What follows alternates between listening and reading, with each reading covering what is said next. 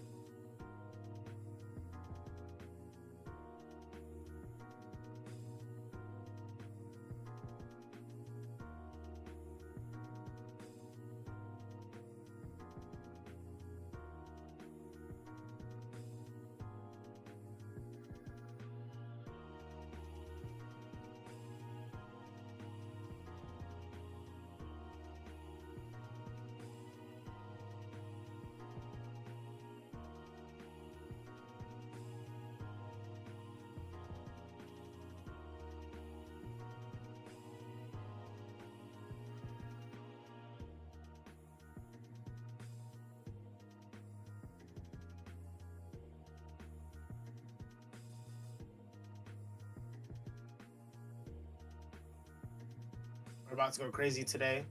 I'm sorry. because I'm team human Ellis, rights. sorry. Ellis, sorry. They said no sound. We have to do that all over again. I'm so sorry. No sound to me. Apparently no one's... Do we have sound now? It should be... I can see it on the thing. Can someone... I can hear him just fine. Well, on the YouTube. Maybe not on YouTube. Yeah, I can hear on Discord, but not... Maybe on YouTube. That's... Okay. Let's...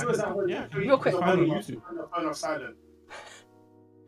I can hear everything on YouTube right now. Okay, maybe it's just now. I just clicked some things. Let's... Real quick. Hello! Azula here, Pyrovanguard. We're going to be doing trivia and debates. As again, I'm Azula, cosplaying Yukio, and I am Team Iron Man. Ellis, go. Yo guys, it's your boy Ellis, co-founder of PyroVanguard. We've got some amazing people in here. We're bringing the community together. We've got Geeks of the Week in here, X-Men cosplayers, editors, streamers, more cosplayers. You know what I mean? So we're just here to do what we want to do. We've got more PyroVanguardians in here. We've got my boy down there. He's going to introduce himself later. We've got Azula. We're going to go crazy. I'm Team Captain America, as you all should be. By the way, and I'm excited to have that debate with you guys. But yeah, that's what's up.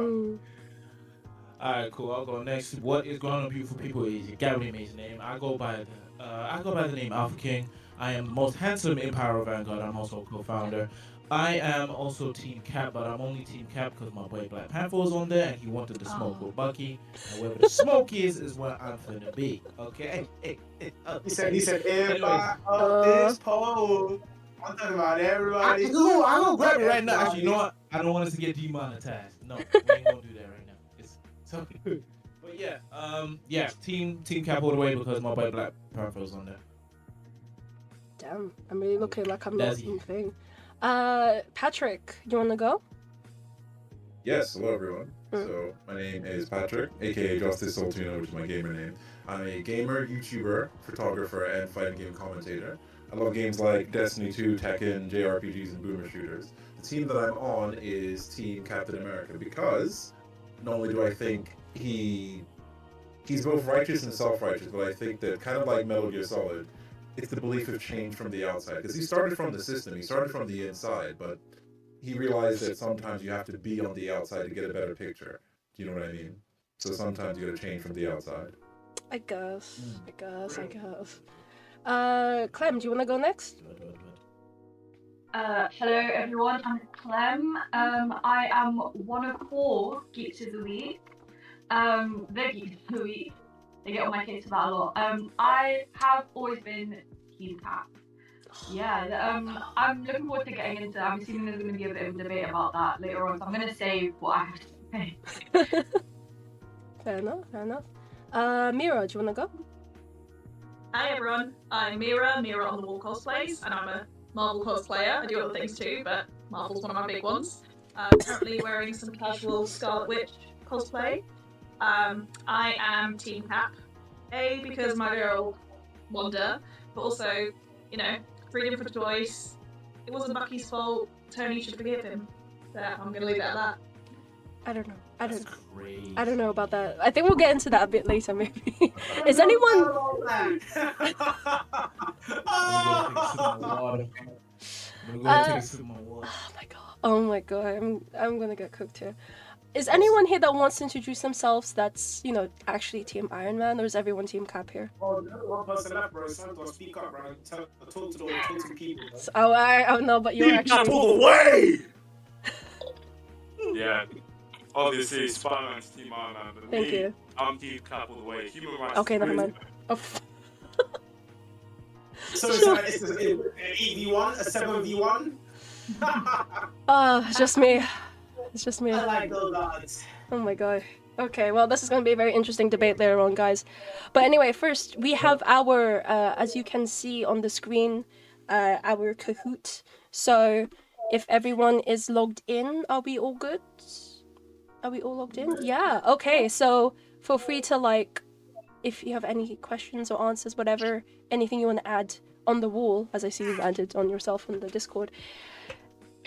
Let's go. So, I'll be starting... Oh, actually, can someone share the screen of the Kahoot? Is someone able to do that, or... Oh, thank you.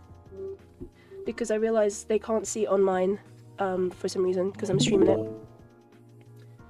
So, you leave your stream then, or just...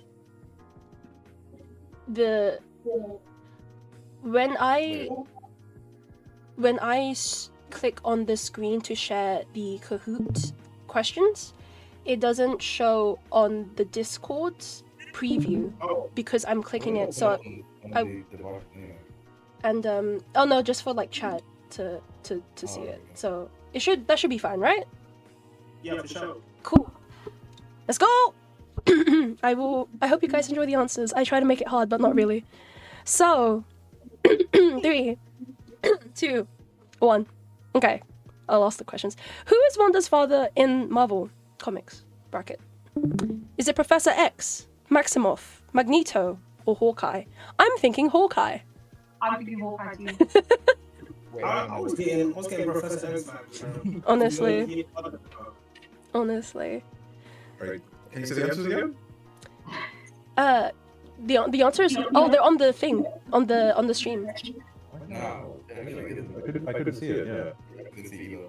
Is it Yeah, no? I can't really see the screen, My Reading that stream? works. Can you when I share it on the Discord, can you stream my screen? Does that work? If you guys can see the live stream of the Kahoot in the corner and click on that might enlarge it. But I don't know what it looks like on your guys' screens. No, I got the Kahoot up on my other monitor, so it only showed me the shapes, it didn't show me the actual words. Oh. Yeah, so Azula's live streaming the Yeah. questions. Yes. Because on Kahoot, one person has Ah, like... I see what you mean. Yes, I gotcha. Yeah. Right, gotcha. We can start again. Okay. I'll be nice. Well, no, wait, we can't really start again because it's like the it will. Darn. Okay, well, we've got a debuff. I know this. Are we ready for the next one, guys? Yes, sir. Just to clarify, the answer was Magneto. Yep, go ahead. And the scoreboard is. No way. Ooh, Clem. Way.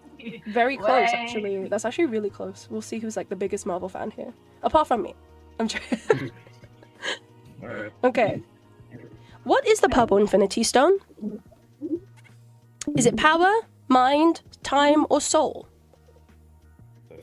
Power, time, mind, soul. Power, time, mind, soul. Power, time. I think it's a little slow Power. on that one. Man, I'm a little slow now. Yeah, what up? It's still not taking me that long. Oh my god. Mine disconnected itself. No. Of course, it's like a Capcom game. So close. Oh my gosh. Okay, so Pyro, we're getting defeated by like Geeks of the Week here. We gotta step it up, I guess. We gotta step it up. Who did Deadpool kill first? In the comic series, Deadpool kills the Marvel Universe. I don't remember that. Is it Psycho Man, Wolverine, Wonder Woman, or Professor X? I actually had to read the comic to like recheck this. I had to recheck this. Oh my god, you guys answered that really quick. Only one person got it right. Oh. I wonder who. Jake. Can I ask who? No, wait. Can I guess who? It was me. It was me. I knew it. Honestly, guys, just on a side note, Deadpool Kills the Marvel Universe is actually like really interesting. You should read it, or if you can, watch it on YouTube. Definitely, yeah, 100%. And Clem is still in the lead. Oh my, guys, come on. True or false? Matt Murdock, Jessica Jones, Luke Cage, and Matt Rower are the MCU defenders. Oops. True or false? True or false? Yeah, true or false? Read the words carefully, guys. Are they the defenders? No! Oh, Clem! Clem! What did Clem do? What did Clem do? Whoa, two people. He said true. Who said true? Who said true? I want to do. Oh, I want to do. Yeah, one who said true, man. That's crazy. Oh no. Who did it? Who did it? What am I on, bro? Who did it? Who did it? I need to read the question. So- The first three characters, I was like, yeah, I know, bro. That's what she gets to. That's what she gets to. That's why I'm trying to trick people and be like, you have to read it carefully, all the questions. So the last one is incorrect. It's not Matt Rower. That is not Iron Fist. No. Also, side note, Jessica Jones is gonna pin Daredevil Born Again. Let's go. Love her. Yeah, she is. She got. She was announced at like some premiere or something like that. Luke Cage as well. We're waiting for all the defenders. Oh, Justice Soltruna. That's a big jump. That was a big jump. Who's the comic creator of Silk? Are you serious? This is why I said it was gonna be a little. It's a mix. It's like when I said Marvel, You know, so it's Angela Kang and Matthew Archie. Oh, wait, that's actually not bad. Like three people got it right. Okay, let's go. I'm hoping. I'm hoping Pyro gets. Oh, okay. Damn! Alice, you answered that really quick, but. Yeah, win it for Pyro. um, Pyro for life in the chat. Come on, Pyro for life, baby. What does the TVA stand for? Is it Time Variance Authority, Time Vane's Armor, Time Valor Aurora, Time Varied Authority? Oh, wow. Oh, I thought I was really gonna trick people there. Did everyone watch Loki here? Yeah. Oh, okay. We could talk about it. Loki was really good. It was low-key really good. Oh my goodness. So we can ignore that. We can ignore that. You didn't see that.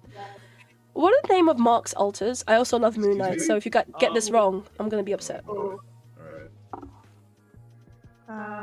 Bruce, Stephen and Jack, Stephen and Jake, Jack and Michael, Bruce and Stephen. Who's us?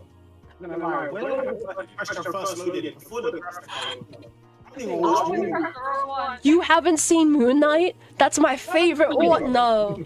How can you play Marvels and like? Yeah. Oh no. Well, actually, majority of us got it right, so I love it. You're saying great Loki joke, by the way. Thank you. Geeks of the Week really getting our ass. We're getting our ass beat, like, guys. In the top 5. Yeah, but like we're not number 1. In the MCU, what was the second song played in Guardians of the Galaxy 1? I had to rewatch this and I made sure that it was right. I had to make sure. I watched the movie. It's the second song. That's hard. I can't remember the order. Fact. If you think about it, it's actually not that deep. I was thinking about the wrong film. Oh. I knew it! That was the second song. I was thinking that was the first one. No, yeah, but that was No, I thought that was the first one as in well. the Endgame, got Yeah. a song to play. So Yeah. I'm completely, yeah, nice one. Still, one of the films I like.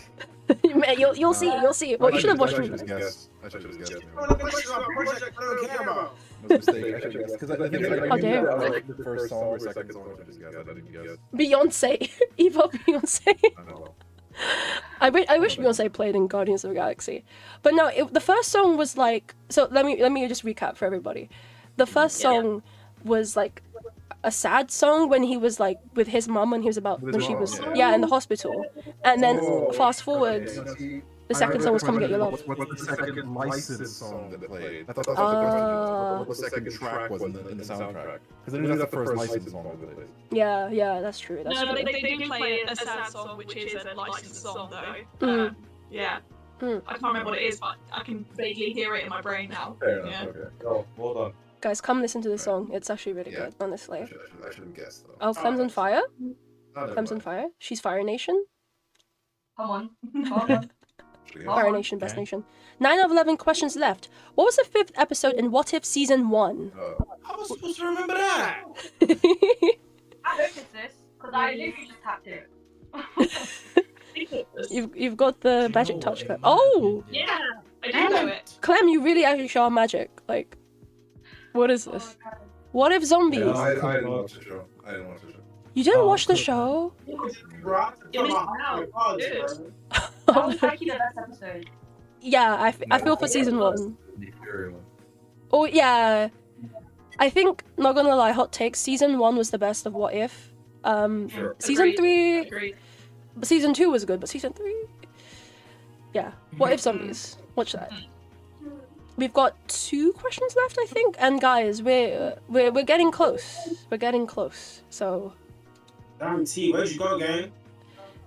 what was I'm Happy going, man. Hogan's other job if he weren't to be working with Tony Stark? A driver, teacher, boxer? It's not known. What is it? My wig keeps falling down. Damn. I hope it's this. That's what you said for the last one, and then you go, oh! Yeah. Yes. Go! Correct. I'm back, L. I'm back. Darn it. God. Back. Let's go. Yeah, boxers, right. Does anyone know the thing behind this? Like, why it was boxer? Hey, he had them hands from Iron Man. He always had them. Yeah. Mm. Yeah, no, wasn't it in Iron Man when he was like in the boxing room with Natasha? Yeah. Yeah. He was in the boxing ring, yeah. I remember that. Yeah. In the comics, he, like, that was his thing, like, Happy Hogan was, like, a boxer, and there was, like, posters and stuff around, and they just, like, incorporated that into the movie, so that was, like, his other thing. So, yeah, boxer. Yeah. Yeah. So, last question, before I go to the next one, just say last question, is double points, and Alright, you have to be prepared. Just, Oh, like, man. tap quickly. Okay. That's what I'll say. And he's my fave, so, but first of all, we'll see. Ooh, guys, maybe these double points will change everything. I mean, ooh. Okay, Everyone get everything wrong. get ready to tap your screen. Huh? Get ready to tap the Scared. screen. I'm gonna press it. Double points. Who is this? Okay. Oh. Nice one. Thank you. Thank you. Well played. Well played, everyone. Well played. Nice. Who picked a mic? Who picked What a project is that, bro? Thunderbolt? Okay. That's Thunderbolts, bro. That's Century, bro. That's Yeah, it. wait, wait, like. His name is Robert, but they call him Bob. Bob. Yeah. They said it like 50 times. Oh. If you said Robbie, I would have Yeah. gotten it, but Mike? Who picked Mike? I want to know. I haven't seen the project, bro! All of us didn't get to see the project! That's a shame, huh? It's been a minute. It's been a minute. It's been out for a minute. You're missing out, mate. It's been like 2 weeks! Yeah, No, no, Exactly, it's been a minute. Yeah, it's been a while. That's 14 days, bro. Yep. Yeah, that's why yesterday. So, you know. No, honestly, genuinely, like Thunderbolts is actually really, really good. Welcome to the chat, guys. Hello, hello. So, have you watched Thunderbolts? Let us know if you've seen Thunderbolts and if you like Bob, like me. Yeah, generally Thunderbolts is really, really good. Even people that like don't like Marvel have told me, it's a really good movie. So that kind of like shook me. But we can talk about it in the debates later. So, podium. Number third place. Alpha King. Ooh, third place. Yeah, take it. It's only Eli. And first place? Claire? Alright. Oh, congrats. Fair enough. I need you guys to know that when I agreed to, I was like, I thought this was just going to be a debate, and then I saw someone on Pyro post on Instagram. It was going to be like a trivia section as well. I messaged Eli and I was like, oh chat, we might be cooked, because I thought it was just a debate. And here you are. Here I am. So what did I say? Oh, my nose. These two questions were like the most difficult. Who did Deadpool kill first in the comic series? Deadpool kills the Marvel Universe. This one. Has anyone like read it or know about it or what's? I have read it as well. You what it? The only reason I got the question correct is just because like I remember vaguely just a weird name. So when I saw that name like Psych or whatever, my head is like. Definitely. And then this one. This was a trick one. So I don't know what to tell you. Okay. So cool. Let me stop streaming that, and let me go into the debates. So I'm streaming the right screen. So how are we feeling, guys, from that? What's the vibe? What is vibe? That's fun. I see Claire. My mistake was that there was two questions where I just didn't answer. Because the problem is like I don't answer. Even I don't like guessing. It's like if I don't know, I just won't answer it. Most of the time.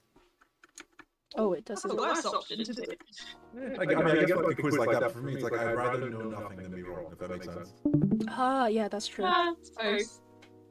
That's true. So. Be wrong knowing nothing then. That's also part of it. But Can I it's like, take a question? I'd rather know nothing and find out later than make like a blind guess, I guess. I'd rather make a blind guess and get a few extra points just by luck. Fair. That's also fair. Ellis, how are you feeling? I feel like something's up. I'm chilling, bro. I'm easy. Cool. And Spidey has his. It's cool, bro. Spidey has his glasses out. Yes, very much so. That's creepy. It's very. Lenses. Is it magnetic? Yeah, it's magnetic. Yeah. No, that's just Whoa. Magnetic hat. bro. That's so cool. Oh my god. That's so cool. Cool. So the first question. So Marvel debates time. Let's go. So we have a couple questions here. Feel free to just say whatever you're thinking, and Yeah, real quick, just double click your screen that you're streaming. On Discord, so that it will full screen for us. On like this, like that. Double click. Yeah. Okay. So that you guys are tiny. Oh. Yeah, it's not on full screen on YouTube. It's in the little corner. It should be loading. Oh, okay. Yeah. Like that? It's correct. Yeah. Okay, cool. Sweet. Thank you. OBS help on If you need OBS help, Tinashe is here because he's a genius. No, Honestly. I know all the time, please. Everyone needs help with OBS, please help us. So first question. So for first question for Marvel debates.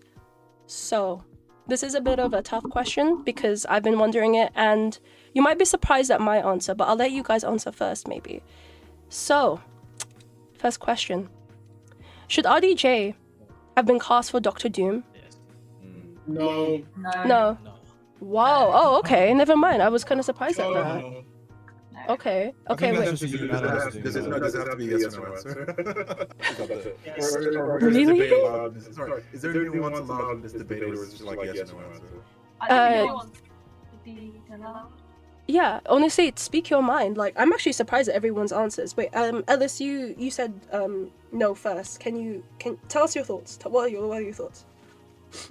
Okay, I feel like I love RDJ, and it's Same. gonna be good regardless. Because obviously, like Marvel, it's gonna be good. But I feel like recasting RDJ undermines the decision that he made to leave Marvel, and it undermines Iron Man's death. And there's just gonna, I mean, it's gonna be interesting to see how everybody interacts with a face that they grew to love, like all of the characters. But I would have just rather see them cast a new face, give a new actor a chance at playing a role that is so complicated, because Doom is one of the toughest villains in Marvel. For me, I would have just preferred to see a new face to attach to that character. Definitely. I think that's my thoughts. Is that everyone's like kind of on that same vibe, or what's our thoughts? Kind of. Yeah. Kind of. Patrick, It's go. like I definitely agree and echo your thoughts of it does undermine his previous role, but I guess the way I look at it is this. Was the casting decision something along the lines of Disney with their almighty power? Like, imagine for a moment the mouse, big Mickey, took his magic wand and just pulled RDJ out of his like summer home, like, you're doing this right now? Or was it a case of he auditioned for it? Like, because I feel like the implication being like somehow Disney has a hold over him and they told him to do it. Is that the case, or did he ask to do it himself? I'm not saying that changes the answer. Yeah. It's just that I feel like the context then becomes relevant, because like, is he the one who auditioned for this, or did Disney somehow in some contract somewhere, like the mouse added a few extra letters to the fine print, said actually says you got to do a few more years? Like, you know what I mean? Like, I wonder whose decision it really was. But for me, it's like, well, yes, would I prefer to see someone else? Definitely. But it's still a case of like, I love RDJ, I know he's going to do a good job, but it's just strange, I guess, that it's gonna be him as Doctor Doom. Yeah. And then I begin to wonder, is it gonna be a case of like, is he gonna be in a mask the whole time? Are people gonna see his face? Like, how is it gonna interact with like other characters? Are we gonna have like some jokes? Is Deadpool gonna make a joke like, oh, aren't you Iron Man? Or like, you know what I mean? Like, I start to think about how this actually works in universe. So Yes. that's because my answer's a bit nuanced. Like, for me, it's like, well, would I have lost someone else? Yeah, but I wonder whose decision this was really in the end. So I have your answers. Oh, sorry. I have your answers for that. But first of all, hi Zhao. If you're the same Zhao, if not, hello Zhao. Regardless. So I watched on a podcast. Can't remember which podcast, but apparently RDJ had talks with the directors of Endgame, I want to say, and they were like debating whether he can come back or not. And it was, so they were debating whether he can come back or not. They brought him up Doctor Doom and was saying how this Doctor Doom is going to be a, not duplicate, wait, what is it called when they're from like another universe, or like another alternate version of him? Variant, there you go. Variant. So Doctor Doom is going to be a variant of RDJ, and that was the whole point of it. So you will see his face. I assume at some point, obviously, Tom Spider-Man and RDJ's Doctor Doom will meet. Okay, so I was originally on the thought of like, I don't know. I love Tony Stark. Clearly at the beginning of this, I was the only one who was Team Iron Man. Oh no, me and Spidey. Well, Team Iron Man. Peter Parker, Spider-Man. Mrs. Stark. That's all I can hear in my head. But Mrs. Stark. But yeah, I loved it, and I was like, I love Iron Man, and when he died, it was sad, but it was a perfect end to his story. When I heard just RDJ is gonna be back as Doctor Doom, I was a bit worried, and I thought, are they going back to their old school and thinking they can't make new stories with the characters they've already established, or the actors they've already established? But making him a variant, I feel, as long as they don't bring back a lot of Iron Man stuff that won't taint the Iron Man that we know in the MCU. I mean, you could say the same for like Wolverine, I guess, like bringing him back into Deadpool 3. There was obviously some backlash on him coming back and being like, why is he back? He died in Logan. Spoilers, but it's not really spoilers. But also, isn't that kind of like what the entire opening sequence of Deadpool Wolverine was about literally digging up his dead body. So I feel like maybe that was the point. No, yeah. The context is completely different though. In Deadpool and Wolverine, Yeah. like Deadpool is not serious, and the point was to disrespect that. Like that was literally the point of that bit. Whereas they want us to take Doom seriously. Doom's like, in comparison to Deadpool, Doom is one of the most serious characters. Like he's a dictator. Like he's not, and they want us to take him seriously. So it's not like this is gonna be like a gag where RDJ just comes in and quips about like feeling like a whole new person, and then like blows up Latveria. Like, they want us to take it seriously, so the whole tone is gonna be different. Yeah. I feel like it was kind of like a stunt cast almost. I think Marvel saw like the lack of success they've been having with the later films and went, we got to do something to bring the old fans back. Well, that's what I mean. That was my question, though. Like, how do we know? Yeah. So was it the mouse who pulled it back, or did RDJ tell him to do it? That's why I feel like speculation of. I don't think he wants to come back. I feel like he wouldn't have agreed regardless of how much like money they threw at him. I don't think he would have agreed after carrying the MCU on his back for like how long? So many years. Especially in such a major role, and I'm sure that he was like some level of informed going into this, how big a part, Doctor Doom was going to play in the upcoming saga. So I definitely don't think it was just like the mouse, quote unquote, was like, we've got a few more problems in the small print on your contract. But then also, like, a question I have would have been, because obviously within the context of the MCU, they were setting up the whole Kang thing, and then they had to scrap that because of what happened. So was it a case that they were going to bring in Doctor Doom anyway to play a large role further down the line, and they just had to expedite the process, or did they turn around and go, we need something, like someone mentioned, we need quickly something to bring the fans back. So I'm on the fence. Because I'll never truly know whether they plan to truly set that up genuinely. But I can only hope that they write it properly and they do it justice. But I some of the concerns people raise, like the jokes, the whole "oh my days, I hate 3000" kind of thing. Like I'm worried about that. That's funny. Interesting. Yeah, no, I see what you mean. I agree with Clem though. I don't feel like the RDJ was sitting on a beach chair and then the mouse just put a bag over his head and he woke up in a well. Give him 10 years. You're doing this till you're 90. That's what I mean, but then, like, you say that, but that's what I mean. Like, so many fans are like, I can't believe Disney. Like, I'm like, oh yes, because Disney, a lot of the guys in the squad to go pick him up. Like, what are you talking about? Like, I don't think that's how it happens. I would love to villainize Disney. Disney's really not that bad. Well, that's a different question. Gosh, that's another different question. Let's not go into that part. But you were saying. Guys, Disney's chill. They're chill guys. I don't think there was much strong arming going on in the Marvel department. Plus, he had just won, was it like an Oscar? Oh, really? Sure at that point in your career, you've got full kind of like control over what's going on. He does get paid the most, so. Back in 2005, so it's not like a new thing of interest for him. Yeah. Didn't mind to play the character. Yeah. I feel like, what do you guys feel about him being a variant of Doctor Doom? I mean, of Iron Man. Like, how? Huh? Sorry? I don't think it should be a variant. It should be his own character, like Victor Von Doom, not a variant of Tony Stark. It would make no sense if he's a variant. Why wouldn't it make sense, do you think? Because I think the character is who he is because of his background, right? Like him being the dictator of Liberia, his backstory with his mother, his affinity for the dark arts and for science. Like, sure you can make the parallel that in the MCU, in the process of discovering time travel, he could have, I don't know, interfered or whatever. But that's a very loose thread. It has to be his story and how he became who he is, and it can't just be like, oh, in this version of the MCU, Tony Stark decided to become evil or whatever, like it wouldn't make sense like that. Yeah, I feel like I'm worried about it. Patrick, what do you think?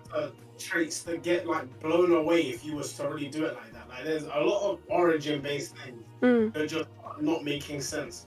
Because isn't Doom meant to be some like Okay, like, he's just, like a completely different person from who Tony is. Like completely different upbringing. Yeah, he's very different character. One is royalty, one is a tech nepo baby. Like it doesn't make sense. But then also feeds into once again like, well then what? Because I think we're speculating, right? But then it makes me wonder, well then what are they even going to do? Because where he's a variant of some kind, then how deep does it go? Is it just as like, oh, he's a variant, but that's the excuse? It still is just Doom. We just call it a variant for, reasons. Maybe it is actually just Doom, but they just like that's why sometimes I think that they say this so that I don't know they can appease people, but like really they'll just do whatever they want, or maybe they'll just like no. Basically, by that I mean they'll do justice to it, but they're just using that as the excuse. Is what I mean. Yeah, you have got that comic run where Tony Stark and Doctor Doom did switch places. Mm. Mindset. So Oh, I it forgot could about always that. go along that route, but that would be bringing back the Tony Stark Yeah. character. I don't want that. I don't see a way of it working out, making sense, but I'll just wait until the film comes out and really see how Yeah. When is it coming out? Do we know? Yeah. 2026. Like, Sick. just alongside GTA 6, same day. Yeah, Doomsday's next. The other important day, GTA 6 finally coming out. The internet ain't ready for that, bro. The internet ain't ready for that, man. If they come out the same day, the internet might actually explode. That's gonna be a busy day for content creators, am I right? Yep. Yeah. So can I? Okay, when I'm looking at my second screen, that's where you guys are. So I'm just gonna like go from each of you guys and be like, tell me. Do we think yes or no? Should RDJ have been cast in Doctor Doom? Mira, what do you think? Yes or no? No. No, they should have got a new, fresh actor for the MCU. Eli, what do you think? No. Should have been, yeah. Tinashe, what do you think? Yeah, I'm gonna say no. They should have gotten a new actor. Ooh. Alice, what do you think? Yeah. Niet. Clem, what do you think? No. No. Ooh. Tough board. Patrick, what do you think? Yeah, short answer no. Short answer. Short answer. Santos, what do you think? No way. No. I'm gonna end it on a maybe if they don't bring back Iron Man. Somebody has to be different, bro. Always one. I appreciate it. I'm looking at the chat. Someone said I think they should have casted a Romani character Oh. for Doom, because apparently that's integral to his backstory. Fair. Okay, I'm gonna say something slightly out of pocket. Do it. Okay. Go on. This is how I feel about like actors and backgrounds. I don't necessarily feel like you always have to cast somebody who's from the exact same background as a character in fiction, because it's like acting is half of the job. And like, Literally, a good actor will go and just get the relevant information to play the role respectfully and do it justice. So if they found a romantic actor who is the best in the pool, that's amazing. But like, it's disingenuous to just cast somebody because they're romantic and then they not be the best option for the role. And that goes for like characters beyond that. That's just in general. Like I would be annoyed if they just casted somebody for like being Nigerian for a Nigerian role, and then there's someone from literally 2 countries over who's a better actor, but because they're not from the country, they just didn't get casted. But that's just me though. No. I hear it. I agree. The thing is that I feel that like I agree with it too, and I think that if you're hiring someone just purely because you're like checking the box, like checking the box, like don't do that. It's not like a we did the DNI tick. Like no, just be real. Like we have stories. Just yeah. Anyway, next question. So House of M is one of the most iconic Marvel Comics series to date. Yes or no? So, you know, many of you guys have also seen WandaVision, so this quite relates as well into that. Does anyone want a little bit of a context of House of M before we ask this question? No? We're good. Cool. I feel like has anyone read House of M already? Yeah. I've read bits. I know the story. I haven't like read each comic So book. Clemency and Eli have read it. Azula's read it. I feel like if you haven't read it, because I haven't, I don't think we should have context, because I feel like it'll be interesting to have like 3 contextless people put their input on just based on the rumors alone. Because if something's truly iconic, you shouldn't need to know everything about it to like know that it's iconic. True. Fair. That's a perception question. Yeah, I see what you mean. Might be interesting to hear about it that way. Fair enough. Who wants to go first? Who's read the? Shall we do like who's read it and then who hasn't? No, let's do who hasn't read it first, so then it can be like we don't spoil things, I guess. Who hasn't read it? Okay, I haven't read it as well. Patrick, go. What do you think? I've not read it, but I know a lot about it. Yeah, that counts. Patrick, what do you think about? I guess also One Division as well, and like how this all relates and all that. In terms of House of M, I know about it. Yeah. I've heard of it. The thing is saying it's like most iconic. See, that's the thing. I was aware it was good. I don't know about like most iconic, but that's not because I think it's bad. It's just that it's one of those. That's why I said the word perception. I don't think I've ever heard in my sphere of influence, or even the people I follow, influencers, content creators. I don't think I've ever seen anyone rave about this series. That doesn't mean it's bad. You know, like that absence of evidence thing. Just because like no one's raving about it doesn't mean it's not iconic. But the problem is, if not everyone's talking about it. Like somebody said in a joke, just as a bit of an aside, that have you noticed that certain TV shows don't get memed, and it's almost like they don't exist? Like there's some TV shows in the past that aren't in like the current zeitgeist of memes, so people almost forget like they exist. It's kind of like that, where if no one's talking about it, doesn't mean it's not iconic. It could have like the biggest fan base, but you just might not have heard about it, right? So for me, it's like I haven't read it. I've heard good things about it. I don't know. In terms of One Division, I watched One Division. I loved it. I thought it was great. I know a lot about like Scarlet Witch and Wanda herself, but House of M, unfortunately, that's a gap in my knowledge. So yeah, that's why for me it's like. Is it iconic? I can't answer that definitively because I don't know. Like, I have not seen enough people like discuss it in meaningful ways. I think this is why I also want to highlight before Mira with like you two. Well, tell me your thoughts. I guess the fandom and the community in general really pushes things out because like I don't know if I talk to some people of House of M, you know they've read it and like here's not everyone has read it as well. So trying to push things out like you said and. Man, like community. We need the community really pushes things out. The strong community you can tell. Mira, what do you think? Casual Wonder, what do you think? I was gonna say, as a Wonder stan, I do know of the series. It's for me, it's that no more mutants line. I think that's the bit that has made it the most iconic to people who haven't read it. That no more mutants thing is like viral to anyone who's a bit of a Wonder stan like I am, because we go, that's where we see her powers, that's where we see how powerful some of these characters can be. So for me, that's what makes it iconic, is just that line that everyone knows, and they know, whoa, shit's going down here, sort of thing. Yeah. And I think she's that powerful. In terms of the actual full series. Oh no, sorry, carry on. Sorry, it's just my wig. My wig keeps falling. In terms of the actual... I don't know all of it, but I know it's got a lot of characters that I love and love to see them use their powers, and this is the one that does it. Yeah. So for me, that's kind of what gets me excited about this series. But I also really like obscure series that people don't always know. So, you know, swings and roundabouts of which bits people find iconic and not. Yeah. I get you. Can I jump in on that? Of course. Jump in. I think just what, from the term of it being iconic, I feel like I'm going to use the perspective of like other events in comic books, Marvel specifically, that have been turned or translated into like a movie or a show of some sort to base the composition of it being iconic. So like everyone knows about Civil War and Civil War 2, but not everyone has read this comics, like all the series. A lot of people know about the Dark Phoenix story or the Dark Phoenix kind of moniker. Yeah. Not everyone has read the Dark Phoenix story. So for the House of M or the No More Mutants line to be something that's in conversation, we don't have to read West Coast Avengers to then go into House of M. You know what I mean? Like, people have heard of it without necessarily being comic readers and reading all the issues in the series in order.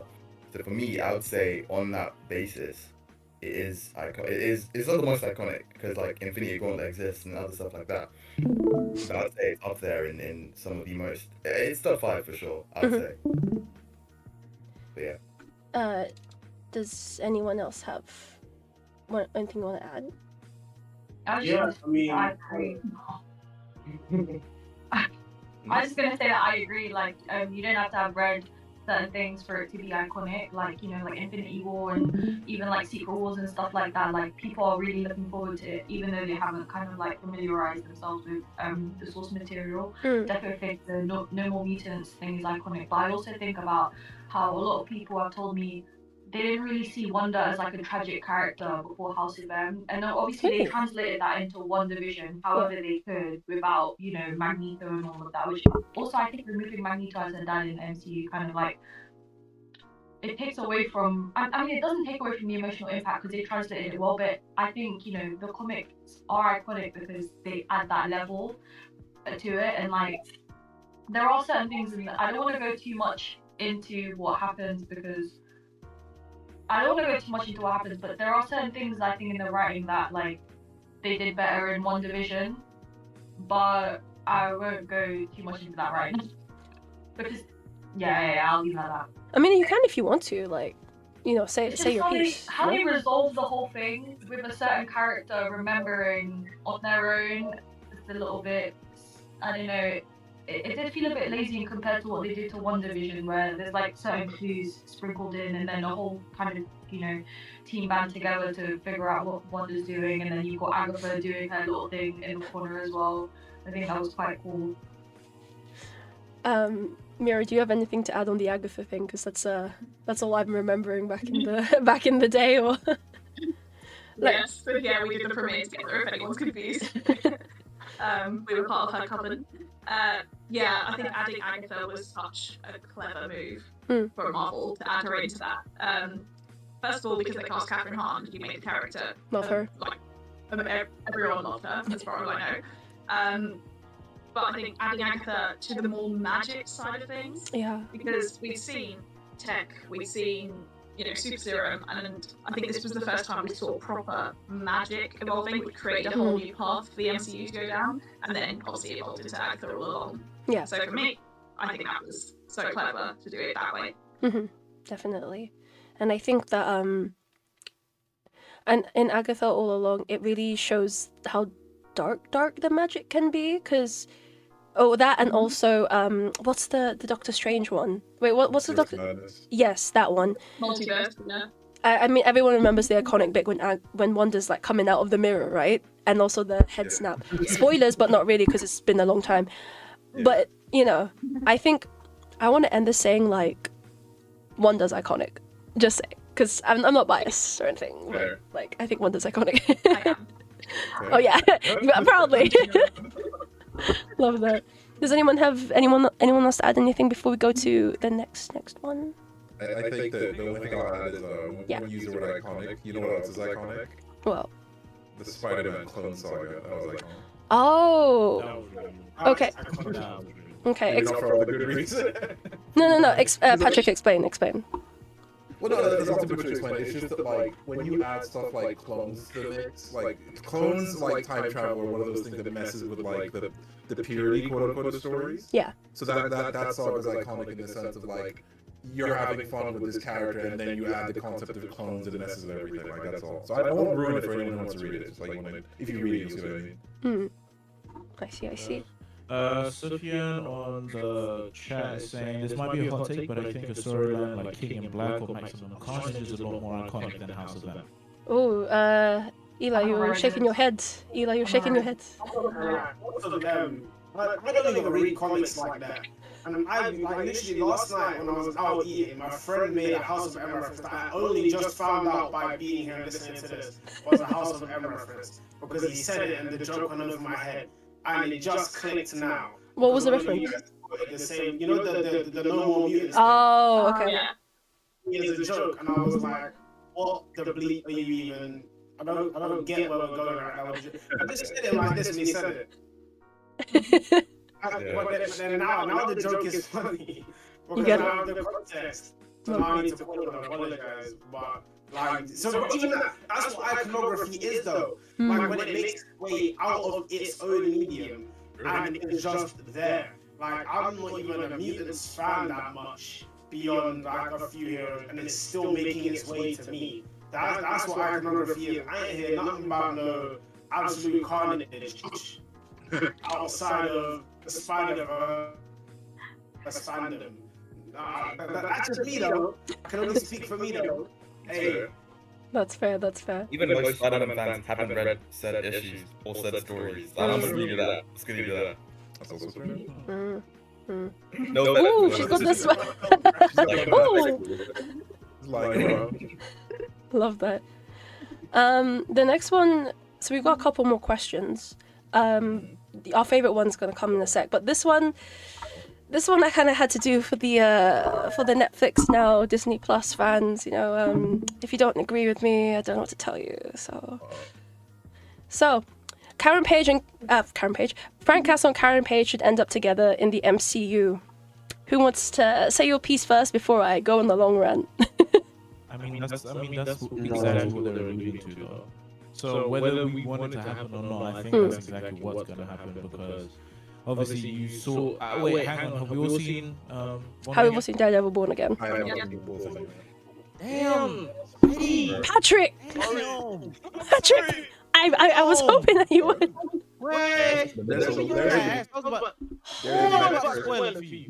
Yeah, spoilers for Daredevil Born Again. There's more time. There's more things to watch on Planet Earth than there's time to watch it. That's the problem.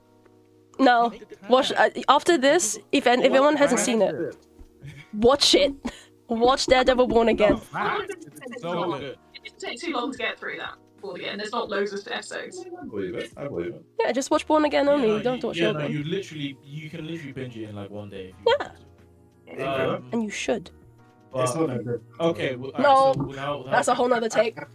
Alright, so without saying too much, but it's something that they've been alluding to since the previous Daredevil, only just because Karen has always had a soft spot for Frank. She's always sort of gone above and beyond for him. Even though he's maniacal and stuff, as we all know, she somehow, almost like in a way, can kind of tame him, and he's okay with that. Does that make sense?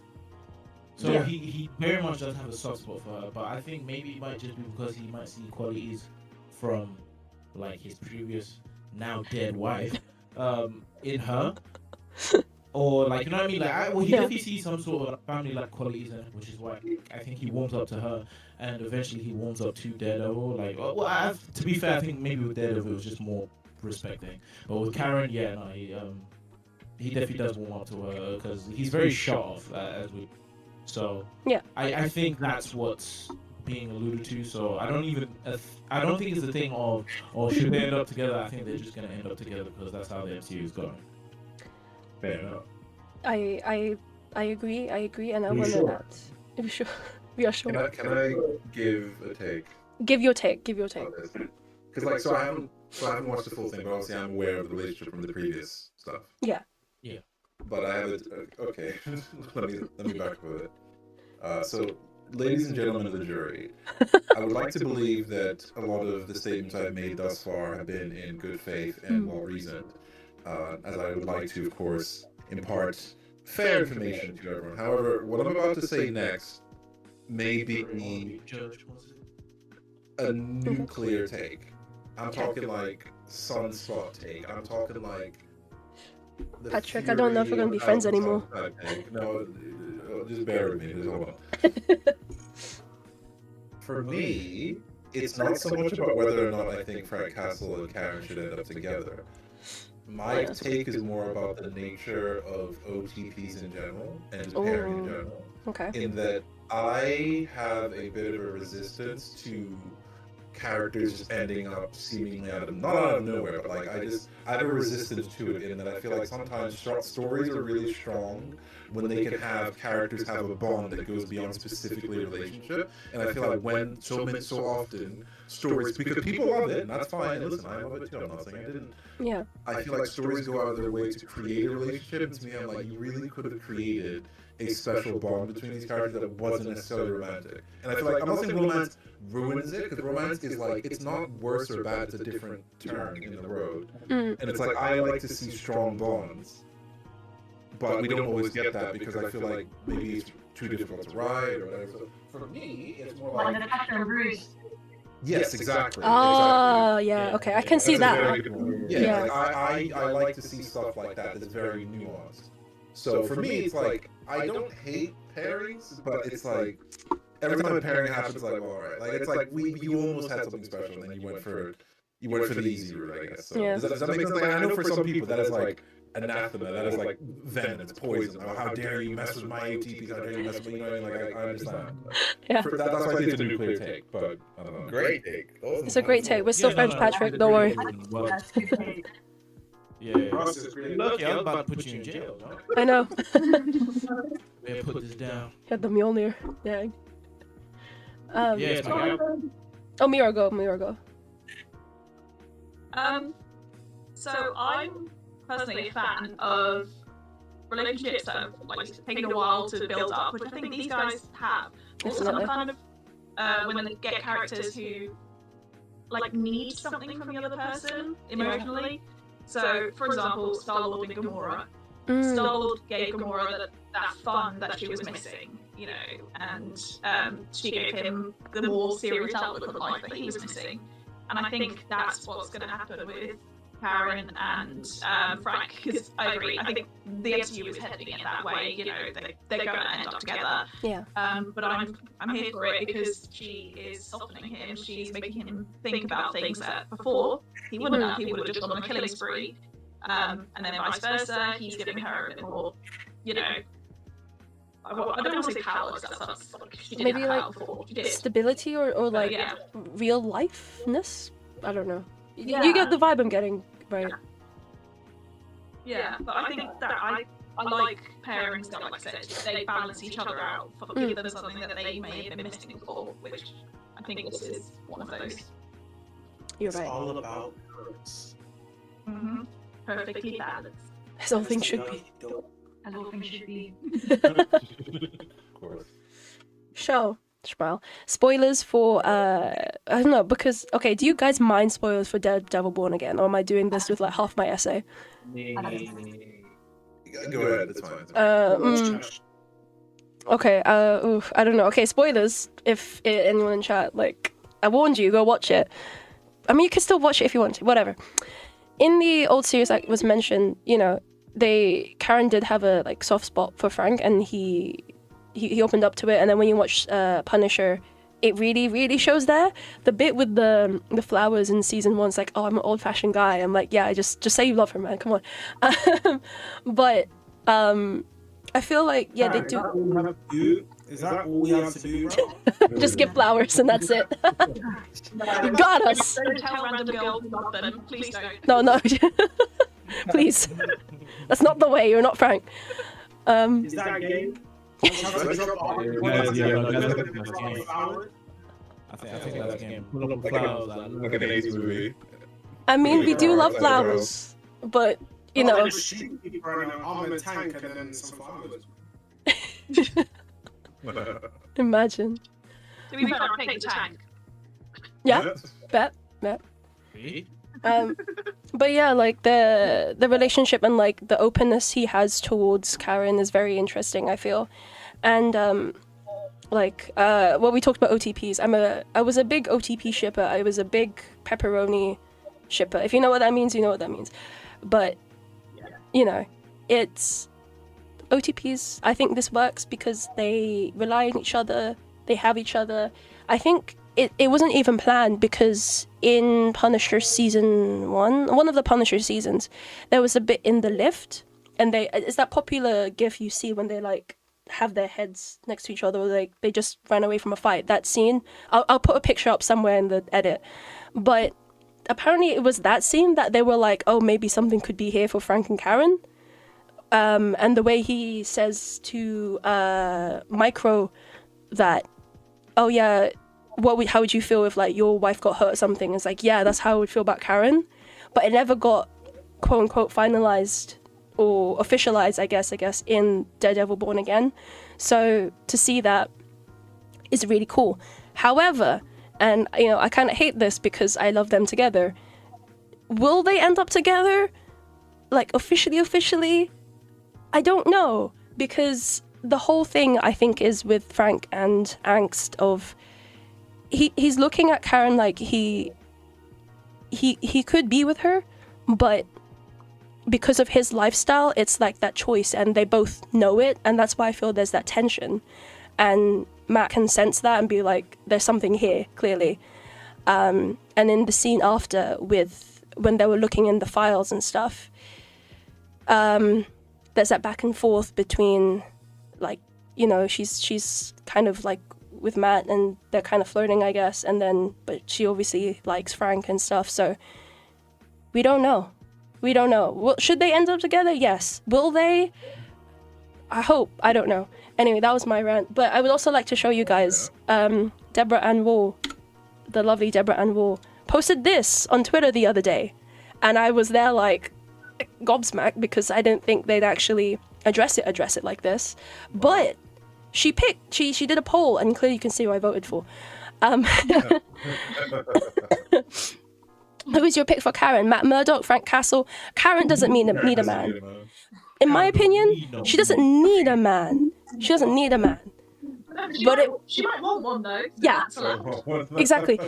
If she wanted one, I'm just saying Frank Castle's there. Because, yeah. I feel... That's kind of why I give that take, though. Oh, sorry. Go ahead. No, go ahead. Go ahead, please. That's kind of why I give that take, because for me, it's like, I think that, as I said, I love romance as much as the next person. Yeah. Do. So it's not a case of like being against it, and especially when it's written well. 100%. I mean, as I said, like I just think that sometimes it doesn't need it. The one I think of more fun, I know this is not necessarily Marvel related, so sorry for like the sidetrack. It's just I like to relate stuff. So is anybody here a fan of Ruby at all? Does anyone know what that is? I know Ruby, but I'm not a fan. No, I remember Ruby. I got up to like season 4ish, and then I fell off. Like 7 or something like that. Fair enough. Well, there's like 7 rubies, like 7 seasons of rubies. Like that's not even a joke. 7, anyway, wow. So spoilers for Ruby. I guess it's like I don't know, it's like a decade old at this point. But so as we know, so there's like 4 characters: Ruby Rose, Yang, her sister, Blake Belladonna, and Weichny, right? So that forms Ruby.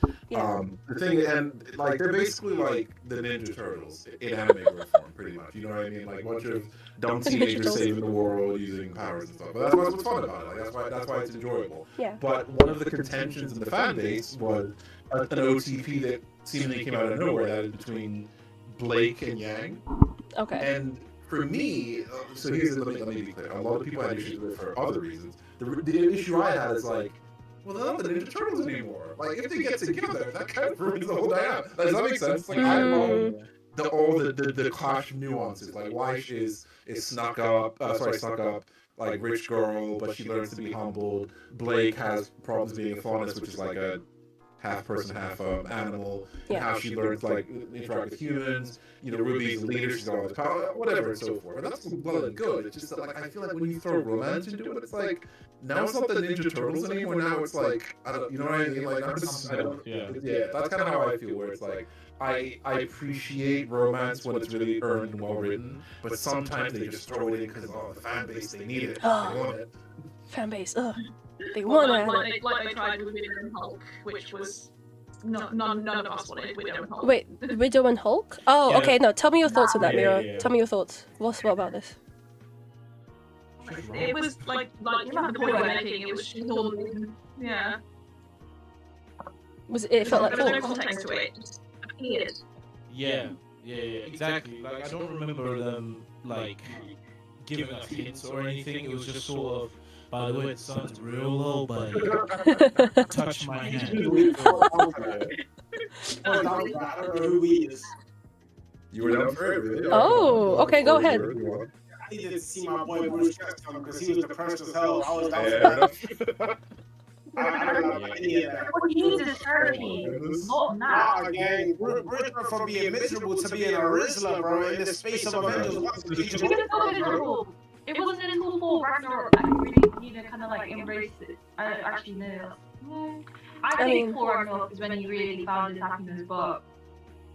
Yeah. You see the way that guy was getting all giddy behind the bar in Age of Ultron, bro. Oh, that is true. But I don't think that was like the solution to all his problems. he was a solution to all of Nat's problems. And the Like, film itself, the film was aware that I came out of nowhere. The point where they have characters kind of referencing, oh, so you and Dr. Van or you and Nat, like, because they came out of thin air. I just don't think it's not for either of the characters. They just needed an excuse to make the Hulk kind of manageable in that film, but I just don't think it benefited either of the characters. In the long term as well, like, it kind of did nothing. Yeah, you know, it's literally didn't. it's like the video on Without a relationship, we wouldn't have seen Hulk throw a bench into space, and we wouldn't have the whole thing out. So I don't know what you want. I don't know what you want. Hulk teed up when after she died. So Did he? he teed up after she died, bro. He was about it for a minute, bro. In the game, he was really about it for a second, bro. He died. Yeah. Huh? I do think though that if that relationship had more time, because like let's think about it, right? Yeah. They've given it to us in one film that has a lot going on for itself as well. The next film that these characters both appear in is literally the end of the world, and they're not even together for most of it. Yeah. So, given time Ow. and exploration, I feel like it would have been written properly and it would have worked. But because all we see is those couple of scenes in Age of Ultron, it seems like it doesn't work. But I feel like if they were written properly, those characters would have had a very good relationship because they both kind of understand each other and they're intricacies of what makes them kind of not work with the MCU world as we know it, you know? Yes, yeah. But again, because it was rushed and there wasn't much context and time, it does feel like it was very random. But I personally feel like it would have been a solid pairing. But yeah. That's fair, yeah. I mean, I was just trying to say earlier that I very much appreciate that we're all quite nuanced in here and not a bunch of like hardcore shippers. Because that's why I said my take earlier seemed like a nuclear one. Because if you say that to certain fan bases, they'll be like upset, like, what do you mean? You don't want these characters together? Like, you don't want to be happy? How do you? Like, they kind of really take it personally. So I was like, I had to be a little careful. Yeah. Yeah. Definitely. Sophian said, I think in terms of MCU romance and OTP, something like Bob Lena has potential in future movies. Yes. Thunderbolts. We love Bob. We love Yelena. Yelena, another thing to throw there. I was a bit iffy on watching Black Widow, and then I saw an edit of Yelena, and I was like, okay, I'm gonna watch Black Widow now. And literally, I still have it saved in my phone. But yeah, Bob and Yelena, we love them. I think if there's character development there, I think that goes to say, like, for any character development in general, like we've mentioned, as long as there's time for it to grow and everything, like, it could be good. So, yeah. We'll back for a second. As in Bob Lane as an OTV? So, is that? That's a ship, because, like, spoilers, Thunderbolts. Yeah, people ship them already. Spoilers, Thunderbolts. Spoilers, Thunderbolts. It's the way, like, she talks to him and stuff, no? And that Bruce thing, because they're both aware of each other's kind of like darknesses, and they kind of see each other through that. Wait, hear me out. I see them as people kind of like, I can see why people kind of gravitate towards that, but then watching the film, I feel like throwing in romance takes away from that connection. That's what I'm saying, yeah. And I think that, like, all the Thunderbolts kind of shared in that darkness that they all had within each other, and like seeing each other past that. And I can see why people ship Bob and Yelena, but I personally don't, and I think it detracts from that relationship that the whole team's like. I agree. Oh, okay, I get that. Thank you. Well, that's why I had the reaction, because my reaction was like, because I wasn't aware that was it. I mean, of course, it was probably gonna happen eventually. I wasn't aware people were legitimately shipping it. Did the film kind of hint at it in a little bit? Yes, but it didn't lean into it. Because for me, the way I looked at it, it was like, it really felt like, this kind of maybe a lazy example, it felt like this guy who had some hard times meeting like a guidance counselor, and the guidance counselor had been exactly through what they gone through, and that was like beautiful. Like it's nice. I'm not saying that a romance isn't possible in that situation, because it does happen a lot, but it's more that, like for me it's like, oh, that's such a lovely dynamic that like these characters that are not related in any way, shape, or form finding this bond. That's good. But then it's like shipping it, it's like, you know, like, you have to ship this one too. This one, really, this one too. Look, come on, man. If I can weigh in on that, I'm also thinking, like, I'm sick of seeing films or TV shows where it's like, it's a male and a female, they must have a relationship. Why can't they just be friends? Why can't they just be good friends? Because that is what happens in the real world. Yeah. So, You know, just like be friends. That's a whole different conversation, right? I agree. Yeah. The whole thing with that is like well, two things. First, I think in Thunderbolts they could hint at it, but it's like that wasn't the main focus of that. They're together. That's not that's the focus, which I like. Second of all, I do agree, Mira, because Shang-Chi, you know, they didn't get together, did they? No, and it's fine. Like things happen, like they're friends. So if the character works and you've got the time to, you know, push it through, do it. If not, don't. Just don't do it for the clicks. Don't do it for the like, oh, we're gonna get money for it. Like, no, that just goes to say for anything. I mean, I get it though. People, the people like relationships. The people like romance. I get it. So I'm not saying in the sense of like I'm a cold-hearted robot that couldn't possibly understand why people. Because I get it. Like, you're Ultron. A lot of people. I'm joking. A lot of like.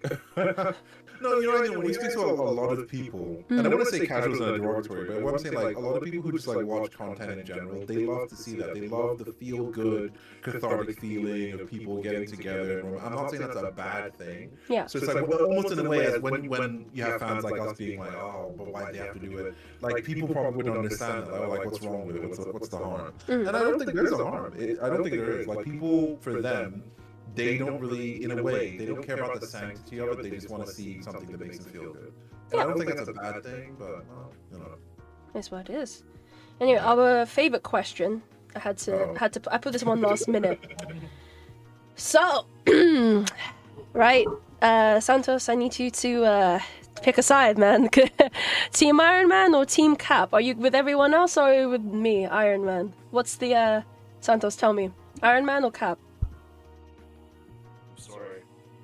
Right, so it's 1v7. Okay, so. Oof, okay, well, I think I'll as a Team Iron Man girly. Let me. Someone new.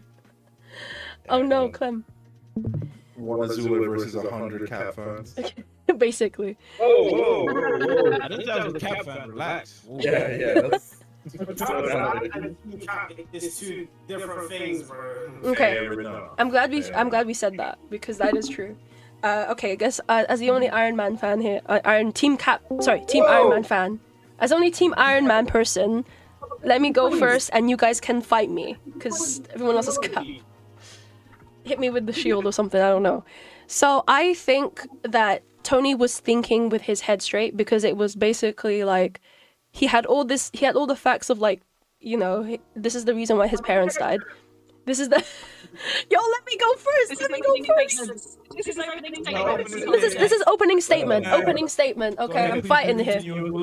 I'm fighting, alright. So, jury, judge, jury, executioner. I think he was thinking with facts and he was trying to play the system. It wasn't always forever gonna be... they're locked up and all that. I think he had a plan. Let him do the plan. He's thinking with his head straight. And why is Cap so dismissive of his parents dying like that? Why? What's the point?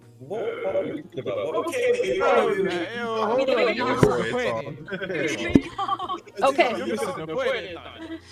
Let's actually address like what she said. She said that he was thinking logically. Yeah. And you know, he had every right. Ellis, you go. No, because I'm just asking you, you done? Am I done? Yes. Oh, you done? I'm done. Sure, I'm done. Are you done? Okay. Yeah, let's actually like go. Her point. Yeah, go through my points. Go on. Yeah. On him thinking logically, I didn't think it was logic, it was fear. He had never faced repercussions for his actions before, and then someone had just approached him and they were like, here's some repercussions, you know, like keep yourself in check. And he kind of like, I think he was scared, and that's why he was like, okay, we need to sign these Sokovia Accords. So you I didn't think he was genuinely Wait. logically. I've got the Tesseract. He was the fearless person in the verse. It was pure guilt, bro. Yeah, exactly. I wouldn't say fear. Okay, fine, not fear. You're right, guilt. You're right. It's not fear. It's Pure guilt of the woman that came up to him after the press conference about her son Yeah, that was getting packed up. Yeah. Huh? What guy's name? Spider guy. He needs to flip his thing. I can't see it. What he's saying. Oh, we can't see it. Wait, go closer. Team Cap all the way. way. I can read backwards. You know what? In my opinion, he's low-key one of the most. Everyone in that thing was biased anyway, because basically all of them had lost somebody they loved or was at risk of losing someone that they loved, which is the reason why they picked the sides they chose. The only people who were like completely unbiased in terms of like losing people was Spider-Man and Ant-Man, because they just got recruited out of pure glazery. I love the game. Cap out of glazery and Spider-Man joined Team Ant-Man out of glazery. Those were the only ones who didn't really have anything at stake. Like Cap had literally Cap's best friend was at risk. Bro, that's the main reason why that happened, because they were trying to get Bucky out because Bucky was at risk. And the first scene as well. Like, bro, Iron Man was so biased. And then Captain America wasn't dismissive, but he's dismissive of the fact that Bucky is necessarily morally to blame because he wasn't in control of his behavior. He was never dismissing Iron Man's feelings. But at the end of the day, and even though I'm on Iron Man's side in this, he was geeking out over something that Bucky wasn't in control of. I would have done the same thing. But the point is, Captain America's not out of pocket necessarily for defending Bucky. He is, because I was Facts. Yeah. I mean, you know what I'm gonna. Here's the thing. I once heard someone say that Captain America, in reference to the MCU and this scenario specifically, they said that Captain America is both self-righteous and reckless. They were on Team Iron Man, and they said Captain America is both self-righteous and reckless. I agree. Right? And here's the thing.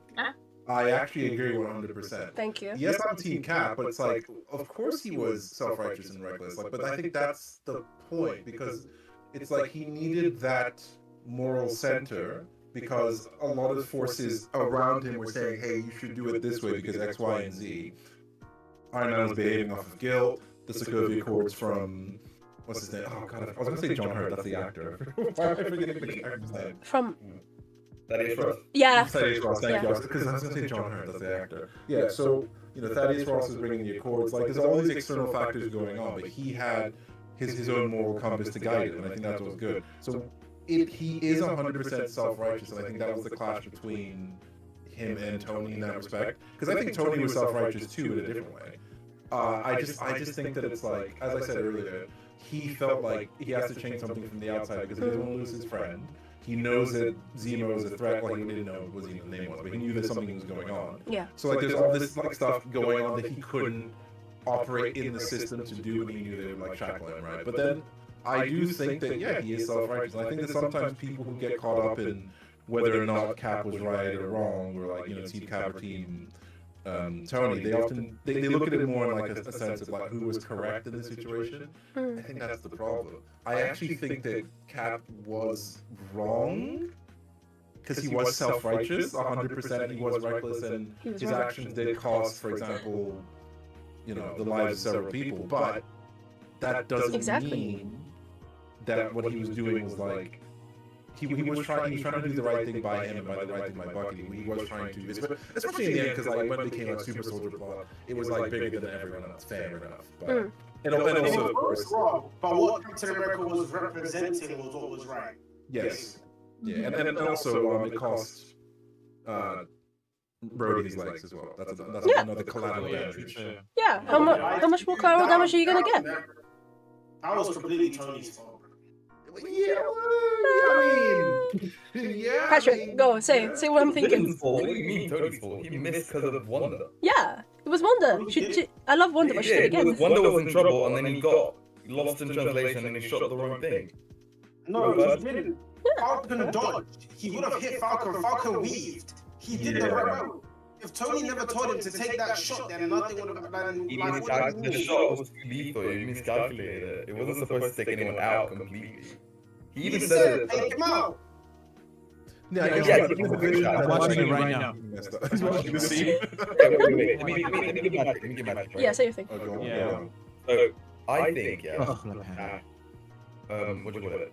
I think Cap realized that they needed to be put in check, right? He was going to sign the Accords. However, what put him off was the fact that they were going to basically keep a lot of the heroes in like under control. So, for example, Wanda was in under house arrest, right? And that's where the issue was, because now instead of like doing what the Accords were going to do, the Accords were kind of shown where the flaw was, and that the government is going to control these superpowered people and use it for their and capture the stunt for that, which I 100% agree with. However, the thing I don't agree with is the fact that the Accords were going to be a set of guidelines where people know what said person's superpowers are, right? They know where these people are in the world. For example, if a situation happened in New York, they know that this hero, that hero, they're in New York.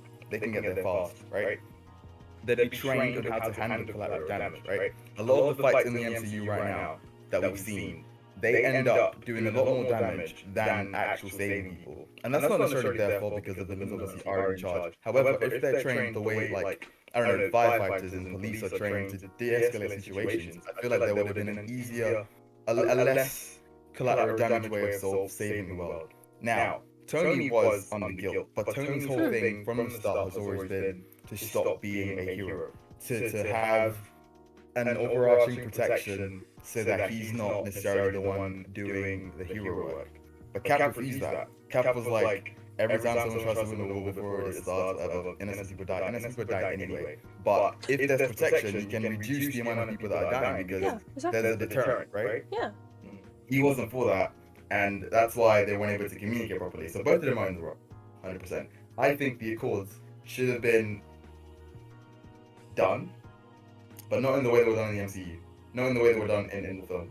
There definitely should have been some guidelines and some training and some protocol with regards to superhero activity. But it obviously, yeah. Anyway, that's my take.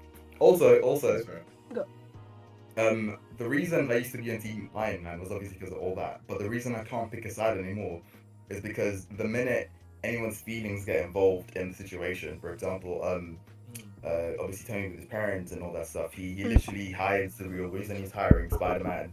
He goes against the set of Accords when he finds out who Zemo was actually after, which kind of proves Cap's point that they needed to be their own kind of police. In an ideal world, right? If the world wasn't run by Hydra and all these things, there actually was a leadership system in place. I think the Sokovia Accords would have been a great thing for the heroes in the MCU. But that's my closing statement. I'd just like to mention, chat said also, Tony was 100% justified in wanting to kill Bucky, especially with the line, "I don't care, he killed my mom." So, okay. Okay, as the Iron Man, as the only Team Iron Man, I would like to, say, I feel, okay, I think Bucky is cool as a character. I'm not like the huge fan. I think Thunderbolts, he did amazing. He's like the new uncle or something. Like, love it. He's cool. But I feel like Tony could have killed him. I'm just, I feel. And what? It would have been fine. You mean? Is that what you would have been okay with it? I would have been okay with it. Genuinely. You should have. Okay, can I counter that? Okay, everyone counter. Everyone counter. Everyone go. Yeah, go. Can I counter that with another point? Sure. So, you know when Loki basically mind controls Hulk and Hulk starts to destroy the ship? Yes. Is that Hulk's fault? No. Oh, right. No. So why is it Bucky's fault then? The parents, if he was being mind controlled? No. The only reason. I guess that's logic. Okay. Now the reason why I say this is Oh, for the fact Bucky. that if I was in Iron Man's shoes, right? Now put yourself in that sort of situation. I grew up without my parents. Never knew why. I got told it was a car accident. Yeah, cool. He's now suffering from all of this guilt, all of this pent-up regret. Everyone knows that he has an alcohol problem anyway. You know what I'm saying? Like, he's already got all these unresolved feelings, all these questions. He got his ass whooped by everybody at that airport and everything, you know what I'm saying? He's not in a good way right now, okay? Now, if that was me, and you told me, hey, the reason why your mom and dad are not here is because of him, I hear that he's mind controlled, but all I've heard now is, oh, mom and dad aren't here because of you. And he's right in front of me, and I have the means. I have the means of sorting it out, you know what I'm saying, of getting even. Now, obviously, your argument of, is it the Hulk's fault, blah, blah, but the whole reason, like, you're saying is it the Hulk's fault? I hear it, but we should also remember that S.H.I.E.L.D. has an initiative to kill the Hulk in case he does go crazy. Like, you know what I'm saying? Like, there's these things in place. Whether it's his fault or not, shouldn't we have these things in place anyway? You know what I'm saying? Oh. No, okay, Just just because because it's I hear what Actually, you're saying. why the courts should have been a thing. You have just described why they needed. Iron Man wouldn't be assigned to that mission because they'd have all the information that would put him as a threat. They'd have someone else with the same capacity to handle Bucky without being illogical and actually take things into consideration. They'll put him down or neutralize him without having. That's why the courts should have been introduced. Yeah. Oh yeah, no, that's fine. I already told you that my reason for being with Cap was just because Black Panther was there. Yeah. That's the only reason. But with what you're saying though, to just sort of play devil's advocate, because obviously you're saying that's why the Accords should have been taken, but then again, your previous points, when you mentioned, if the world wasn't run by Hydra, cool, I'd agree with you then. Unfortunately, no. Yeah. And let's be real. Whether we take it in an ideal world or not, corruption will seep into that at some point, right? Like if we're gonna be completely honest with how humans are, just how people are, especially if we're talking MCU, corruption is going to seep into that at some point. There's always some sort of sleeper agent on the inside. There's always something going on the inside. Where I think at some point, maybe in the beginning it will do well, but at some point it will definitely lose its effectiveness, which I think is the sort of point that Cap was coming from, where it's like, look, I definitely hear what you're saying, I definitely do like understand what you're saying, Tony, but like you said, he knew that there was something else going on. Plus, really and truly, can you really put all of your trust in like, the government to like handle these super beings who are like gods and stuff? You know what I'm saying? You can say that. So As I completely agree with you, bro, because the UN, as we already saw 2 films later, is already corrupt, bro. The UN was trying to sneak Rwanda, bro. Like that same government that was set up in the Civil War has already been corrupt on so many levels, bro. And this is the reason why I'm unwavering Team Cap. I don't like Cap. I don't like him. Same. I've always thought he was a better great guy. You can judge people for killing, but he was up in fire on everybody until like Avengers 2. Yeah, So, exactly. Thank you. I think I've never been a Cap fan. He's an aura fucker, yeah, but I've never liked Cap personality. I've always said that. He was up in fire and then turned around and was like, I'm a good guy now. But in saying that, the reality is the right to choose is the most important thing, like Eli said, because you just can't. When you in the Marvel universe, this is not real life. In the Marvel universe, the government is basically chopped for the entire duration of the universe, and it had been chopped from when Hydra was first conceived. There was never a point where we find out that the government was basically normal for more than 5 years. Like, as Hydra got taken down, but then it turns out they were basically there all the way through until the end of what was it like, Winter Soldier or something like that. So we know that it was chopped all the way through till then, and then we find out that the UN has had their own ulterior motives from when they discovered what vibranium was anyway. So there's basically no moment in time where the government was stable, and then even as soon as Endgame was done, they was doing their crazy stuff, which is what inspired the Flag Smashers. There's no point where they were just normal global power. So no, I don't think it would ever be sensible to trust people who single-handedly have the ability to destroy the planet, and then just be like, yeah, let's give it to these people who are already trying to build it. Bro, what's her name? Is it Vanessa? You know the white dude from Black Panther, his ex. Valentina. Yeah. Valentina. She was having daydreams about turning vibranium into war weapons. She was like dribbling at the mouth. She's crazy. I'm not giving these guys the individuals that could take down the world if they had a bad day. No. No. You say it like that, I'm like, oh. Yeah. I kind of. By the way, I was trying to make a point earlier because I know the conversation's gone a little bit. And you're right, by the way. I hear everything you're saying. By the way, you are correct. I know you say you don't like Cap, but you still said all that, so I appreciate it. The fact that you're not a Cap fan, you still said all that is pretty cool. So I'll say that first of all. But it's just for me, I'm just hanging on the point of what we're saying about how it was justified for Bucky to die. But see, the problem I have is with the word justified to begin with. I think that's where the problem starts and ends. Where for me, it's like, okay, as also Mayor pointed out with the mind control Hulk thing, it's like, okay, so by this, if we really take this logic to its logical conclusion, everyone is dead. Because everyone has allowed someone to die, so we should just kill them all. Like that, I don't like that. It's like, so for Bucky, it's fine because Iron Man's upset. I'm like, oh right, because every other character doesn't have a good reason for another character to die because of something that wasn't their fault. I don't know if that's like fair. That's why I say the word is not justified. It's understandable that he's upset. It's understandable that he's like in that moment has lost all sense of reason. Of course you feel from it. It makes sense. The word justified to me is incorrect because there's no justice in that. There's no justice in any other character dying for something that isn't their fault. Like, does that make sense? Like, I get why you felt that way, but it's like, I don't... Every character would probably die, would be on the chopping block if their actions were weighed upon ththings that were out of control.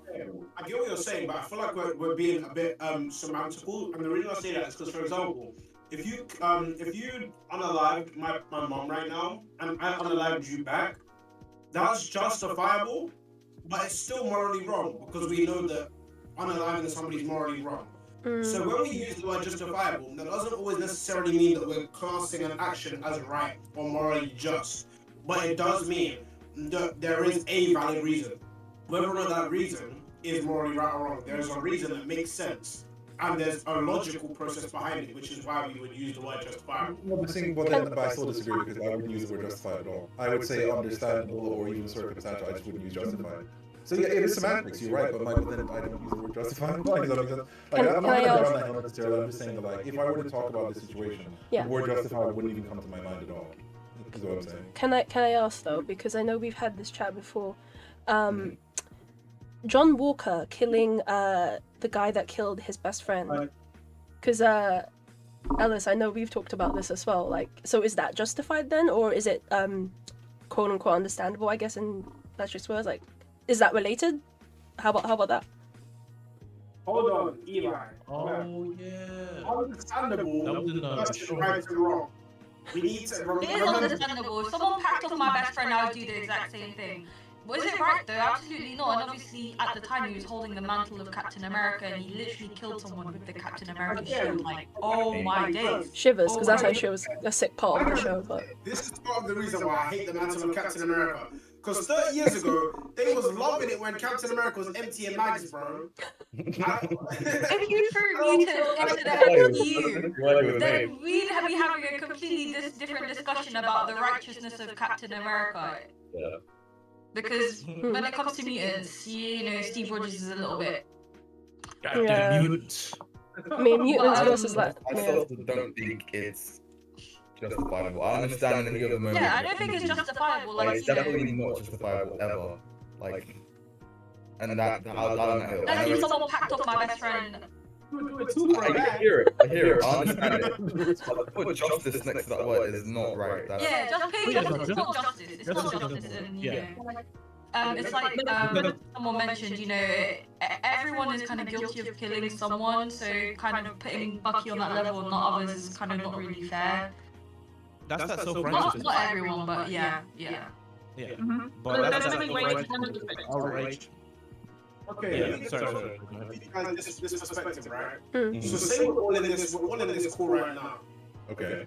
If I was to like bully Mira right now, for like just bully the heck out of Mira, and everybody just was like, okay, and then when I'm done, you all just leave the call because you don't want Mira to like say to you guys what's going on. Then are you not all like active perpetrators by being bystanders and letting that shit happen? That's logic, yes. But also, there are many ways to handle things that aren't retaliating the same way. So I'm going to go back and bully you because you're bullying me, but I am going to be like, cool, we're going to do a call out for Ellis or something. You know, there's ways of getting good at on just telling, you know, in the context. The way I see it, even though in the grand context of Falcon and the Winter Soldier, I agree with the flag smashers. Damn. In their cause, I agree with their cause. Yeah. Okay. Their actions were just straight up tweakerish. Wasn't needed. If I was Captain America, that whole group would need to go. Even if they were right, they would need to go. Because they was just packing up people like there was no tomorrow. And I said the same thing about Baron Zemo when Civil War dropped. Baron Zemo shouldn't be here right now. He should have gone in Civil War. He shouldn't be allowed to kick him right now. And there's too many people on TikTok that are empathizing for this guy like he's some kind of saint. No, I mean, that's fair, but I think that then gets into the notion of like mob justice. Yeah. I mean, has anyone seen that scene from Hateful Eight, where he explains mob justice? It's kind of like that, where it's like, if you look at actions and then you give it to the hands of the people, and they have a reaction, that's mob justice. Like that's not. And yes, the system is flawed, but if everything can be solved simply with violence from the public, then that's just mob justice. You know what I mean? I get that. Eva mentioned Captain America comes off to me like a D&D character that's lawfully good. Not much depth to this character or anything, but I find that interesting. I said that I don't really like Cap, but I have to like add on to this because it relates to the comment as well. I like pre-serum Steve. I don't like post-serum Steve. Pre-serum Steve seems like a sweetheart. Like he's genuine. He's a good man, like he was mentioned. But like post-serum Steve seems like just too righteous and lawfully good, and just like I'm just gonna do good straight up and yeah, righteousness. And I don't know, that near the end it changes because, you know, of everything in Endgame and stuff, but I agree, it's kind of like, he does feel like that kind of D&D character. If it was pre-serum, different. Watch What If, you'll see. Always like that. It was just one of the ones where he had the plan, he didn't have the platform. Because he always had those tendencies. It's just that he didn't have he literally just didn't have the ability to execute. And then once he got the ability to execute, he would just be more of that bravado because he knew that he could. Like, he was always that type of guy. And I feel like it was heavily shown in Captain America First Avenger. Like, just the way that he's talking to the bullies out back, like instigating a fight for his own justice, knowing he's gonna lose. Yeah, or like even like military base. Oh, like there's numerous times before the serum where he shows those character traits. And like they said in Falcon and the Winter Soldier, all the serum does is just like overdrive who you already are. And it just overdrive his like macho, I'm a chill guy, good guy thing. Chill guy. I'm just a chill guy. I think it was also he was up in the fire, bro. No, but even without the fire, did you not see the bodies he was taking in like Age of Ultron in that scene in the snow? Yeah, that is true in the beginning. Into a tank as it exploded or something like that, bro. I was like, it was also like it was also drilled into him though, because he became Captain America and he was being told left, right, and centre, "You're amazing, you're the best, you're the good guy, you need to beat the bad guys, you can do no wrong." So that must have got into his head, and he thought, "I can do no wrong. This is all justified," using that word again. And so I think it's partial of a nature versus nurture type, for going a bit too deep there. But he was brought up to be like the lawful good D&D character because that's part of who he was, but also it was exaggerated by people around him. I also want to say... I don't know. I guess I always mess with characters like that. Characters that are... Because here's the thing. I love me some like nuanced heroes, some dark heroes. Like I love me some Batman. Like they'll do like some dirty shit to get things going. I love that. But I think that I appreciate that kind of more squeaky clean, lawfully good, like self-righteous type character. Because I think it represents like an ideal that's impossible, but like you love to strive to it. Like yes, it's impossible to be that like perfect and self-righteous, but the idea that you could try is nice. The idea that he represents, that's the whole point of the character. He represents an ideal that's like impossible to reach even for him. I think that's kind of the point. Like I like that because I think that it also acts like as a decent mirror for other characters. Like without someone like Cap, you wouldn't have the contrast with other characters. If everyone was an edgy superhero, then you wouldn't really. Do you know what I mean? You wouldn't really have the contrast either. And I think you appreciate having this character who's like so morally upright, is like nauseating. It makes it interesting when characters have deviations from that. You can relate more to the characters that don't. True. Just on that, I think a good comparison of what the character you're trying to describe is with Sam Wilson versus Steve. Because when I hear what you just described, I see Sam Wilson, MCU. I don't see Steve as trying to be that. I feel like Steve's put himself or been put on a pedestal, and he just thinks like he's just gonna be right all the time, or like whatever he's doing is for the good of mankind. Whereas Sam actually understands the people he's fighting for, and he's the character you've kind of just described. If that No, I see what you mean. That makes sense. Yeah, that makes sense. That makes sense. You're right. Time-wise, let's just quickly go into the next question. But first, before we go to the next question, yes or no? I haven't changed your guys' minds. I haven't changed your guys' minds. But Team. sir.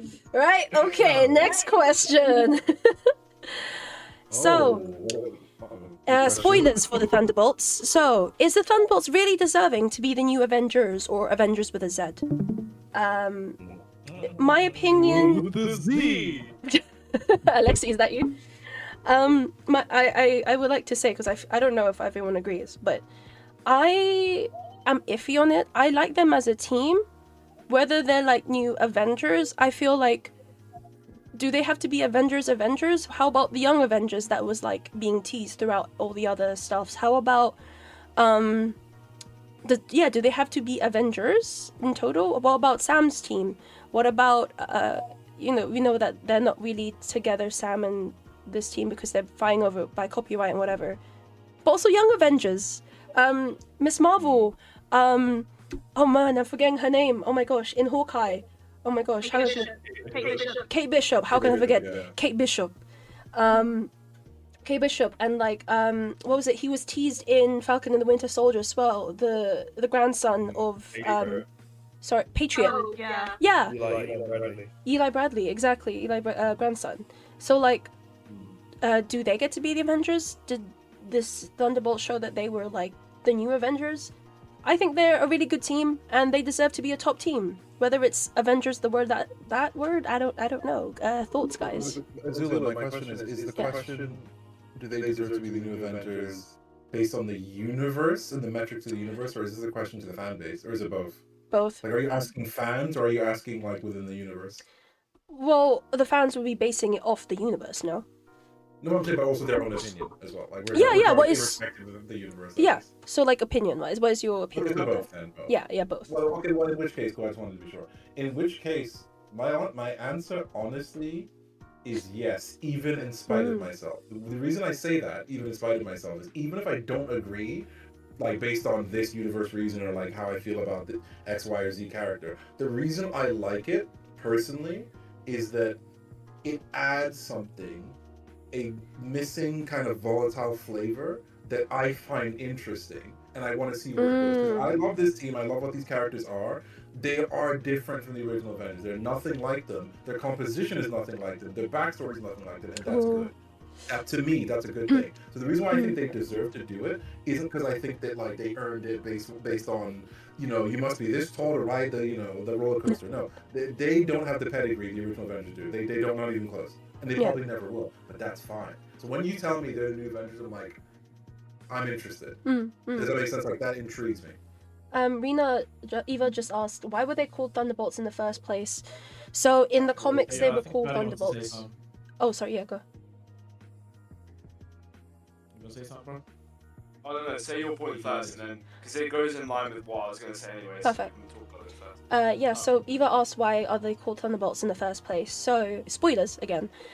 They were called Thunderbolts because in the comics, the Thunderbolts were called in the comics, and in the movie, it was like Yelena's rugby football team, apparently. Football team. Yeah, football team. Soccer league. Soccer. And yeah, so that's the reason why. Santos, what's your thoughts? How spoilery are we allowed to get into this? Get it. Spoilers warning, guys. Go into it. Get it absolutely spoilery, Mike. For me, I'm a bit annoyed that we're already disregarding the Thunderbolts' name. Like, Really? it's only been the one film where we see them, and it's straight away they've already got a new title. So I was a bit annoyed. I would like to see a little bit more of like the Thunderbolts being Thunderbolts. Yeah. Because obviously in the comics they're a little bit more of the darker side of superheroing. Yeah. And them being the new Avengers, a lot of people are going to be looking up to them, and they're going to be seen more as that sort of good side of superhero. I don't know how to explain it the best, but that's what I'm trying to I know what you mean. That's fair. Yeah. But at the same time, obviously in the post-credit scene, we can see that Sam's building a team, I personally now think that Young Avengers are not going to be happening anytime soon. No. I think Sam's team will have Miss Marvel, it will have Kate Bishop, and it will have all the people in the Shang-Chi post-credit scene as well. But I like it's hard because I feel like the MCU won't build two Avengers teams. No, I just feel like it's gonna be so confusing for them as a writing perspective. But I mean, I'm excited to see what they do with it. But it's for me, it's just a weird situation. Yeah, definitely. it is. Yeah.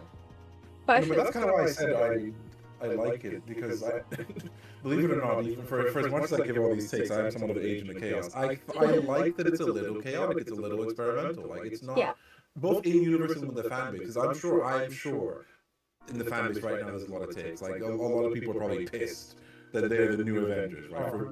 Because they probably lack the context of who these characters even are in, like, the comics. They're like, what? I saw on Twitter that so far on Twitter I've seen that it's been like a good reviews actually. Genuinely. The other way around. Really? I've seen I say, well, good reaction to the movie, but I've seen varied takes about them being the new Avengers. Oh, okay, fair enough. I think within the metrics of the universe, and obviously someone mentioned that we haven't had time to really marinate with them being recognized as like the Thunderbolts, and then I think if we're going within the metrics of the universe, I don't know if they deserve to be the new Avengers, because if you think about like what the Avengers in the past have gone up against and what the Thunderbolts have, all they did was really like he fought Bob, and Bob was like they kind of sort of into the power of friendship. They talk no juicy their way out of it, like. No, but Bob's like Superman. Not really. I'm sorry, like I just at the moment. That's the Sorry, at the moment, I think the threat they really went up against was Bob and Valentina, and like, you know, and since sorry, can we say spoilers? Do it, yeah. Yeah. In the post-credit scenes, from what I gather, they haven't really done kind of Avenger level feats since then. To be fair, so I don't know at the moment if they're deserving. I am happy for them, and I do think that they are a very interesting team in terms of the dynamic. Yeah. And hopefully in the future, like, you know, we'd probably see them merge with Captain America's Avengers, but at the moment, I don't think they're deserving. I feel like when you say they haven't fought a like Avengers level threat yet, I feel like if we see, okay, I think Sentry is an Avengers level threat because number one, they couldn't fully defeat him. Because also they say that he's Superman. He's like he's literally like he's Omni-Man, he's Superman level, he's Homelander level, and they knew that was the only way to defeat. I feel like this movie was more grounded in that sense of like, you know, the obvious like the talk about like depression and like mental health and stuff. Yeah. Whether we see them fight another like, I guess like more powers involved Avenger level threat, then well that's the end of the franchise, isn't it? Like we don't see them fighting anything else. No, I am oversimplifying. I'm being a bit of a hater. I'll admit that, but I just think from my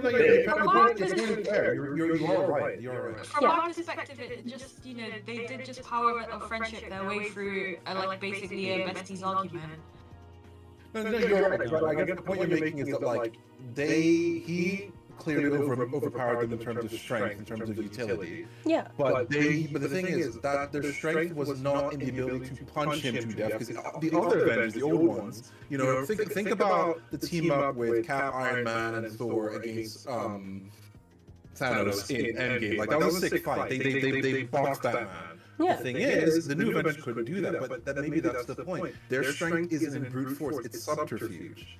It's tactics. Like they went in with tactics, not strength. They didn't just like Falcon punch his ass out of the universe. They figured out a way to deal with him. It's different. So yeah, maybe if another villain shows up and comes into the big guns, literally, maybe they'll just all get blasted. I don't know. But maybe what if their strength is that subterfuge? What if they figure out a way to deal with them? I hate to say the meme, but like, you know, prep time, Batman. You know what I'm saying? They go, like their strength isn't power. It's prep time. Yeah, Eli, you said. Sorry. I have a hot take, but yeah, go ahead. It's a hot take, but I just want to say what you said perfect. I couldn't have said it better myself. But my hot take on the whole, like, do they deserve to be the new Avengers in universe? I feel like not to sound like Dr. Umar, I feel like it's a little bit unfair. Yeah, that. Okay, I'm gonna use context. After the Battle of Earth, where all the Avengers risked their lives, yeah, Sam Wilson couldn't get a bank loan, right? Yeah, that is true. That was sad. In Brave New World, he's still fighting to kind of like have his respect as Captain America. And now he finally gets the opportunity to build his team, right? And then out of nowhere, you know, these guys now take the title. I feel like in universe it's so unfair. And on that virtue, I feel like they shouldn't be the new Avengers, and Sam should have his respect as Captain America. Yeah. That being said, though, as a team, I feel like they deserve the title. If Sam was in it, I'm kind of back and forth here myself. But as a team, I feel like they deserve the title because they've avenged in different ways. Like they've been through a whole team building experience. It's not as large a scale as what the Avengers went through in Avengers, but in a sense, they worked really well together in the short space of time, and they didn't need to be lied to a degree. They didn't need to be lied to become that team. They gelled together well. They didn't need some guy manipulating them with some playing cards to then fight and be a team. They just naturally grew into this team. And on that basis, I feel like they work better than the original Avengers. Just on that. Obviously, they're not as superpowered, and they're not gonna be taking out Thanos or Galactus or anyone like that. But we have That's Superman. what matters, though. That's what matters. I mean, yeah, they do have, like, you know, MCU, Superman and Bucky. but... If they activate Bob, there's a risk that they then... Yeah. Activate bomb now. so there's always that risk. But yeah, that's just my take. I feel like that's so valid. we need to focus more on Sam's team, and like that needs to be even in our world right now. Like as a fan, like people don't respect Sam Wilson as Captain America. They just think he's gonna be doing Jiu-Jitsu, and like there needs to be some emphasis on his kind of the mantle, how he's kind of made the mantle more than just propaganda, and how he's made it something that inspires people to do better and not just go out and fight. You know, like we need to have more of those discussions. But other than that, I feel like they need to be they deserve to be Avengers. Santos, you had a thing. Oh, sorry. Just because Santos like put his hand up first, like Santos and Miro. Cheers. I mean, for me, it's just going back on my point. I think it would have been perfect to see them as the Thunderbolts for just a little bit longer, because obviously they haven't got the power that the original 6 had. What their power is strategy and prep time, which is what the Thunderbolts are. They are the group that is a little bit more in the back to prepare and fight, whereas the original 6, they'd be at the front lines, they'd be ready to fight. So I think the Thunderbolts could have been more that secret sort of group that's well, like I don't know if what I'm saying makes sense. No, it doesn't. I think having them at the forefront of everyone's minds as a team, it won't work as well because everyone will see them as the Avengers, and there's no way that they can sort of bend the laws and whatnot, which is what the Thunderbolts could do. Yeah. Mira, go. Sorry. So obviously they're the new Avengers now, but that's because they obviously were thrown into it within the universe. The other teams that we would potentially want to see, they haven't been put in the public eye. So the public of the MCU are going, this is our Avengers, because that's who they've seen, and that's why they're accepting it as that. Yeah, they haven't seen any other options other than Captain America, Sam Wilson, but he hasn't got his team yet that we know of. Personally, I am gutted that they're the Avengers purely because I love them as the Thunderbolts, like Santos was saying. I loved seeing them be edgy, be grungy, be, you know, themselves sneaking around, sassing each other. Now obviously they're so in the public eye, they're a bit more, they have to be restrained and controlled. Yelena controls Valentina. I love, from a slightly more controversial take, potentially, who Sam Wilson's team might be is a lot more diverse.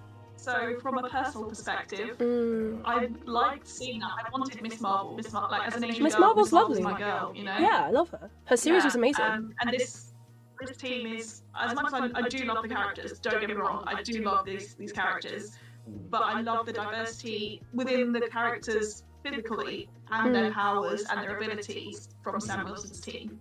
Fair. That's fair. Can I also say though, there are some relativeness or similarity, to the OG Avengers and the new Avengers Thunderbolts. So for example, Yelena's obviously related to Black Widow. We know that, so she's like the new Black Widow. And then John Walker, controversially, the new Cap because he's got the shield. There was this one poster, I can't find it, but I'll put it on edit. There was the Thunderbolts like walking, and then the shadows were like the old Avengers, the OG Avengers. So it's like the new whether I don't want a replacement. I want, you know what, I think it's a good grounded story. You know, I think they're good, they're grounded, makes sense. Obviously they need they're not drama, but there needs to be some sort of storyline, so I guess that's why Sam hasn't joined them yet, or they haven't joined Sam. I think I think, you know what, you don't have to have like exactly the same things, but Yeah, which that was my point. Yeah. I like that oh yeah, they're that's the not- poster. they're Yeah, that's the nothing poster. Thank you, Santos. Yeah. Sorry, Santos just had the poster up. Yeah. That was my point. I like that they're nothing like them. I like that they are a very different thing. But I also, it makes me think, and I don't want Thank to you, go like, Santos. it's funny because we've been talking about, I don't want to go too meta in the conversation, but I think about like, so on the lead up to, since we brought up a few times, Captain America Brave New World, on the lead up to that film, I rewatched the Cap films again because I'm a big Cap fan, as I'm sure you've noticed. So I watched the Cap films again. Really? On the lead up to Brave New World. And one of the biggest things I noticed differences with Brave New World specifically, I'm not talking about like the subject matter, the quality of the film, that's what I'm talking about. It's just, as well as the themes of, you know, him stepping into the shoes and his perception, it's also just like the difference in where we've come in the story, because in the past the characters underwent these circumstances like super soldier serum and like really controversial, you know, training when they were kids or whatever. In the case of Sam Wilson, he is a human being, a person who hasn't taken the serum. But the way that manifests is in the action. If you go back and watch the Cap films, or just the films Cap's appearing, there is a level of physicality and power to the action scenes that, unfortunately, the Cap Brave World can't emulate because he's not a super soldier. He can't do, basically, like what I'm talking about is like, look at every scene where Cap kicks somebody, where he's hard kicks them. He kicks them and they fly across the room. It's cool, it's exciting, it's tight. But you can't emulate that. And the reason why this relates to Thunderbolts is the Thunderbolts have kind of a similar problem. They can't punch someone and send it across the room like that. They can't do that. You know what I mean? The fights have to be a bit more kind of like scrappy, a bit more grounded. And I think, in a way, for the public, the reason why they don't feel like they deserve to be the new Avengers is because when they think of Avengers, they think of these larger-than-life superheroes, not heroes, superheroes, actually. where they have big punches and big, you know, abilities and stuff that's exciting. So I think the part of the problem, the hump they have to kind of get over is that perception of like, it's not as cool. Because for me, I did feel that way. Like, I appreciated the action of Brave New World, but like having just watched the Cap films again, it's like, yeah, because he's not a super soldier, you can't direct the action in the same way. And to some, and even to me too a little bit, it's not as exciting in a way, and you have to kind of present it better. That said, I do think the action in Thunderbolts was significantly better than Brave New World for a bunch of reasons. But yeah, it's like, how do you sell these heroes that are not so super, except for like one of them, I guess? Like, how do you create scenarios that are interesting and exciting that, I don't know. Yeah. That they can do. That's why it's like, I think but that's why I said, but that's why I like it, in that they're not the old team. They don't have all these like, you know, abilities and stuff that they can really rely on. But that's interesting. That's interesting to me to see what they can do with it. Like, it doesn't have to be the same way. They don't all have to fly and call thunder from the sky or whatever. Like, maybe it's not as sick. Yes. Maybe it won't be as cool, but I don't know. Like, I'm curious to see what they do with it. Just purely on Personally, in an time-wise. ideal world. Oh no, yeah. So Mira, you go, and then we'll go on the next question just to like wrap it up because I'm running out of time. Yeah. One last point with Go ahead. In an ideal world, I would want them all to team up together, Sam Wilson, all of them together, because who's ever said there's a limit on the number of Avengers there can be? Yep. Just put them all together. That's what we really That's what I was hoping yeah. for too. You're right. That's actually, because that's how I felt like, oh, they're gonna get Spider-Man, they're gonna get everyone back together. You know? I think that's what made Endgame work so well. The fact that everyone was working together. Yeah. One solid team. feel like, will there be another endgame? Who knows? So, I think this is our final question. Was Miguel right? Okay, hands up. Hands up if you think he was right. Just me again. Okay, I'm seeing a pattern here. I'm actually seeing a pattern here. What is it? I'm 50-50. I'm 50-50. Okay. Why are you 50-50? Go. Because both sides make just enough sense that I don't know. Because we don't have enough information about the way that space-time works in that verse to like get a real grasp on Miguel's point. Because if it does turn out that he's right, and that like if Miles breaks this canon, his whole universe falls apart, then obviously you have to let one die to save trillions of lives. That's the reality of the game. Like, but in my opinion, and this is just headcanon, I feel like Miguel is wrong. And I feel like that the whole canon theory is just a coping mechanism for his PTSD because he messed up and costed his own universe. But that's headcanon, and I can't rely on headcanon to make a proper opinion, which is why I'm 50-50. Based on the information and proof provided, Miguel would be right. Based on, if I was to just go on facts and proof provided in the film, is right. But at the same time, when you know nothing, anyone can come up to you with a series of situations, put their own narrative on it to make sense, and then you're going to kind of have to believe it because it's the only narrative that you have as well. Again, this is about 50-50 though, because it makes just enough sense on both sides. You're like fighting with, like, I agree because we don't have all the information as well, so it's kind of like, but it's the next film, bro. When is it coming out? We never know. We don't know. We don't know. You need to cut to your boy Shamik, man. He's out That's what my guy, bro. Wait, did you just get a Miguel mask on? That's so sick. Wait, I just saw it's underscore Miguel mask. That's so cool. Oh yeah, you're right. That's one. Oh my god. I watched him put it on and I was waiting for everyone to. It's easier to like I'm talking to Gwen when I'm performing with Haley, you know. Oh boy. So, does anyone have other thoughts of Miguel was right or wrong? Yeah, no, I was gonna Patrick, go.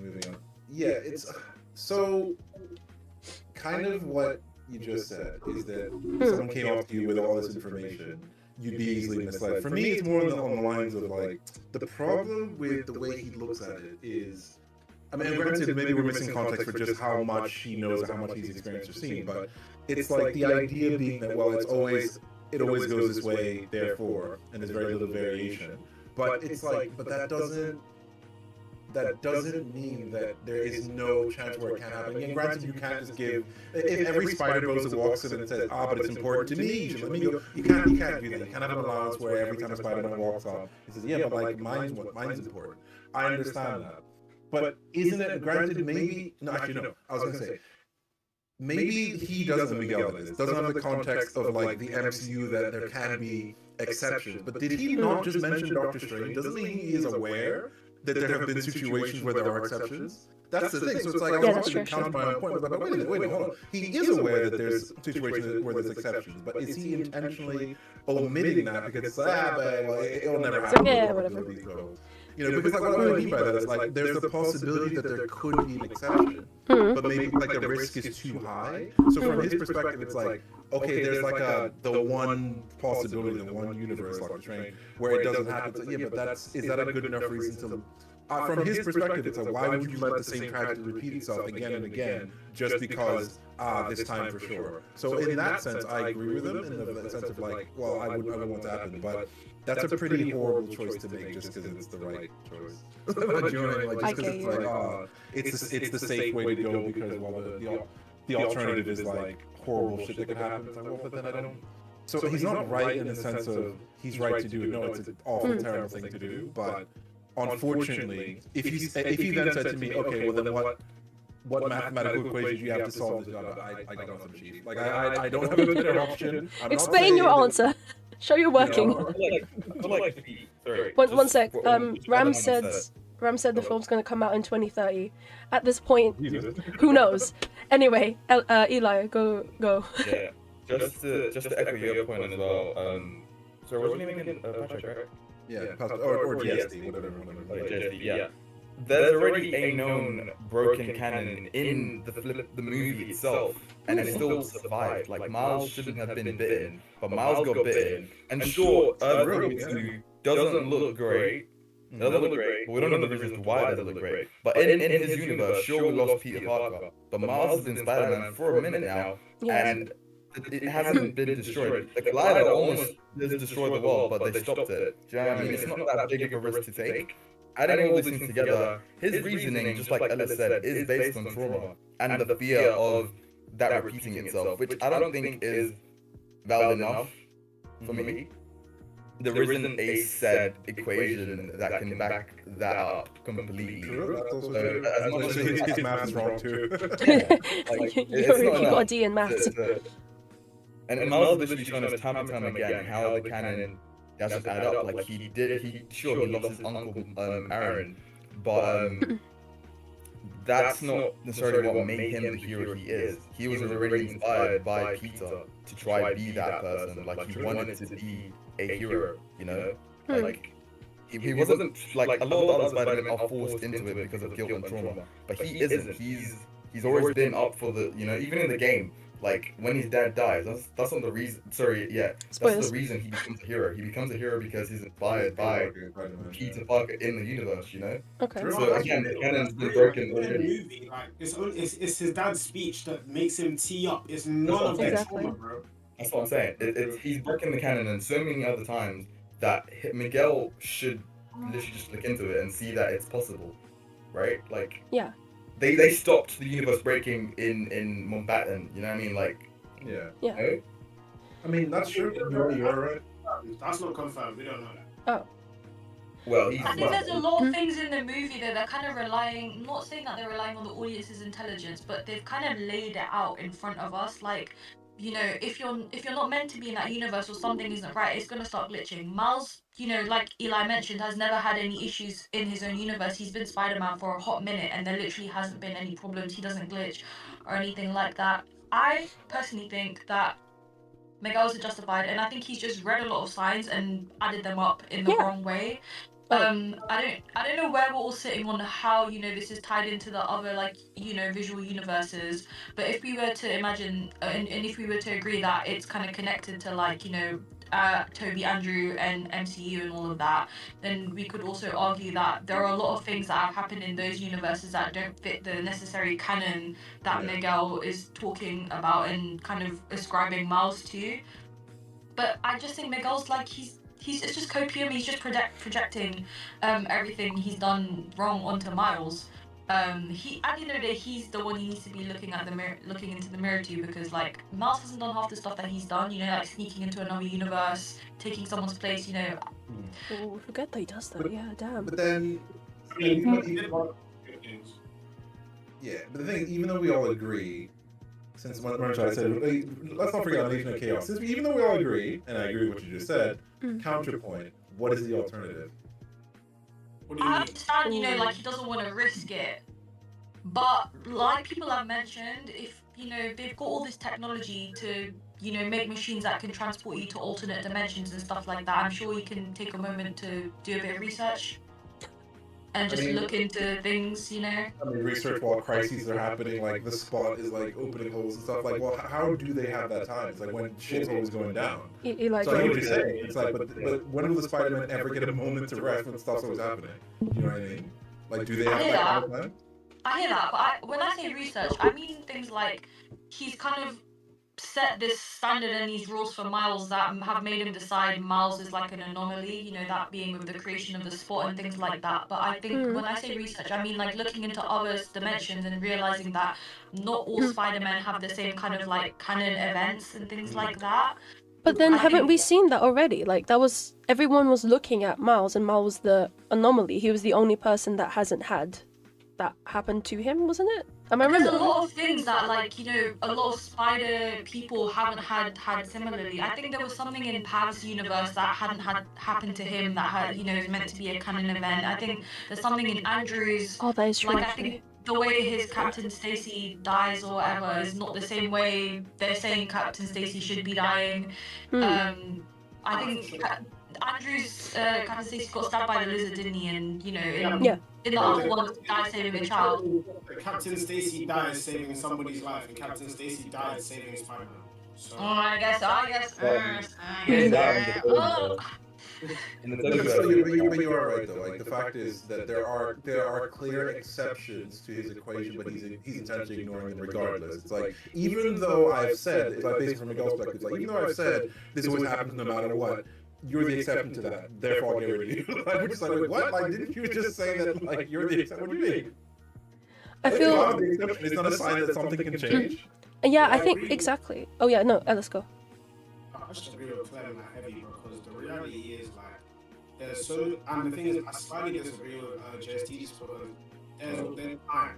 He managed to build an entire civilization of literally hundreds of so he's had enough time to go across like centillions of dimensions to recruit spider people and gather them, and he's had enough time to build enough research. He's got a whole portfolio on Miles, Peter, Gwen, and that whole situation. He's got enough data to come to the conclusion that this is what, because the multiverse is infinite. So if he had to onto thousands of universes to be able to collect enough data to decipher that is the definitive, and like that is the canon. So there's time, because he found the time to do that. Fair. In the midst of what was going on with the Collider Line. Because even in the post-credit scene of Into the Spider-Verse, all of, like, he was actively in the middle of all of that, because the AI, the watches, all of that was already actively established when he was going back in time to go to 1960s Peter to recruit him.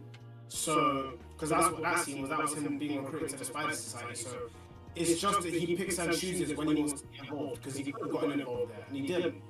So he clearly does choose when he hasn't got time to deal with things. Like the Avengers in the Insomniac universe. They just don't really care. That's actually true. Isn't there time better spent trying to stop the Spot than trying to stop Miles? Like, surely. I mean, yeah. No, but I think I think that Miguel thinks that because Miles is the one that started the Spot, he can end it all by ending Miles. That sounds so dark. Oh my gosh, but Yeah, made though. Like, it's you better stop the villain than who made the villain. Or if you have a going point. down that route, yeah, you know? that is true. I think that's part of his projection, though. It's part of his copium, kind of connecting the dots that he's made this, you know, big error, and he's thinking Miles is gonna, you know, it's wrong, but I think that's his justification in a way. Yeah. Also, just to add, and maybe I'm off the deep end here, so stop me if I'm crazy when I say this, but the thing is, did it occur to anyone, and I don't mean like anyone here, but did it occur to anyone that, but wait a minute, hasn't he tampered with things? Because in the first place, he's the one hopping around recruiting people from the universe. Isn't that what happens in the future? Yeah, isn't that tampering with it anyway? If you really think about it, that if you think about it, the anomaly isn't Miles, it's Miguel. He's the one who shouldn't be messing with time space like that. And granted, we know time space doesn't work on a linear like path or whatever, but it's like, well, if you're interfering with people's dimension, doesn't that have a ripple effect? You know. I think it's this is my biggest Spider-Verse theory, and it's because I may have said it to Eli once on a train, because Spider-Verse is so heavily science oriented, and from Miles' first issue, 42 has been the biggest number, and in physics, the answer to life, the universe, and everything is number 42. I really feel like this all comes down to Miles being the key aspect of like space-time, and he's gonna become Spider-God, bro. He's gonna become Spider-Man Prime. He's gonna just fix everything. There already is a I never thought about it like that.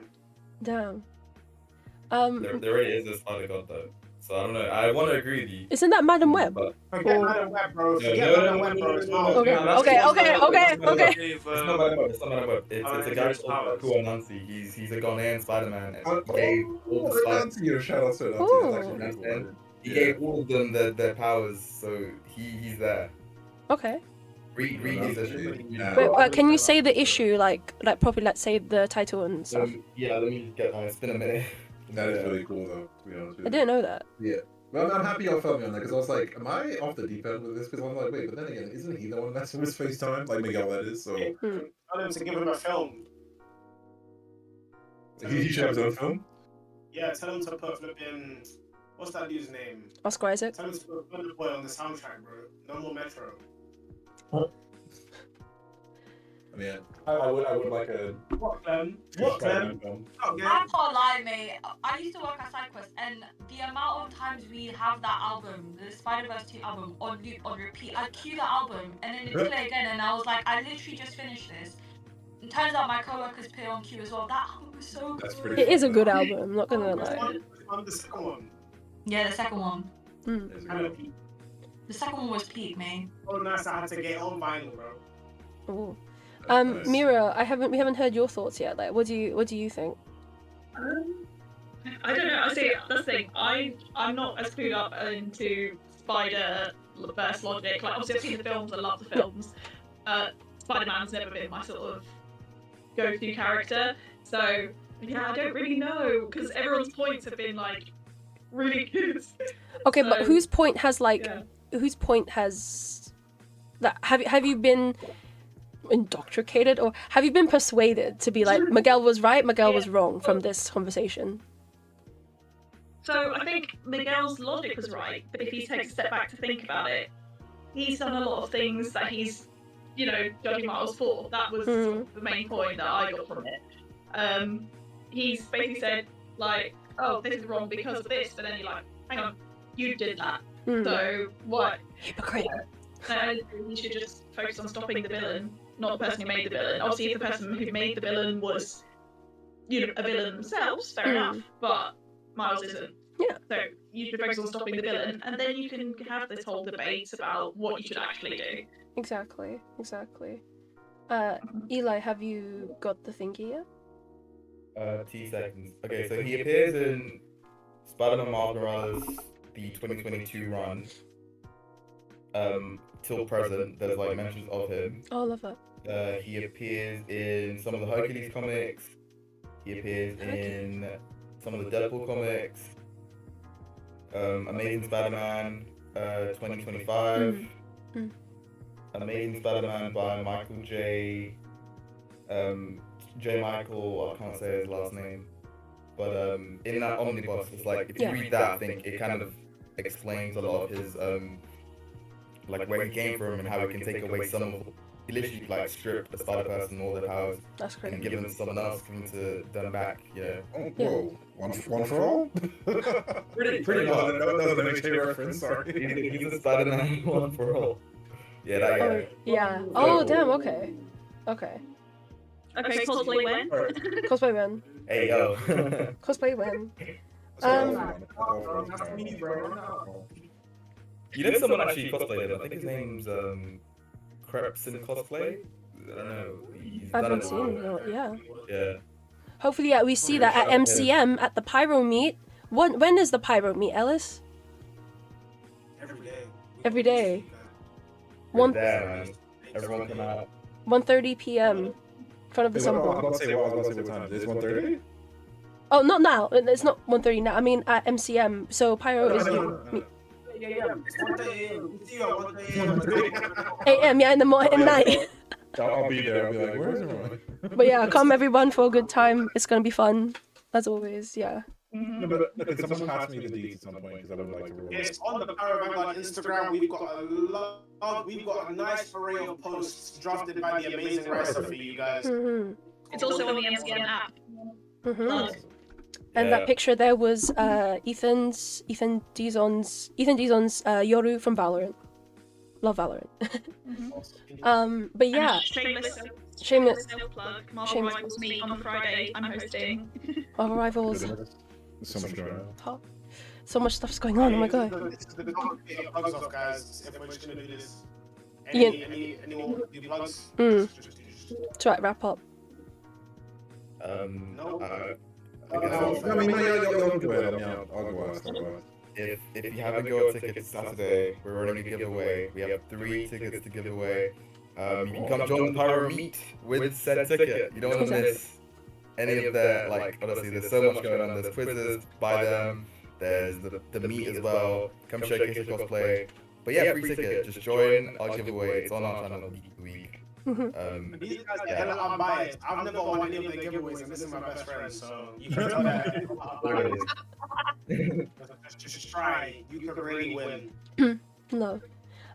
If we don't have anything else to say, we can like end on our socials and stuff. So I'm gonna go from my screen. So Mira, tell the people your socials and everything. I'm Mira _ on the wall _ cosplays, and that's on TikTok and Instagram. And I'll be at MCM all 3 days as well. So come say hi. Love it. Ellis, go. Yo, my name is Ellis Griffith _ on all platforms, or ER _ she like Sasuke, but not Sasuke, because Sasuke isn't black. On all platforms.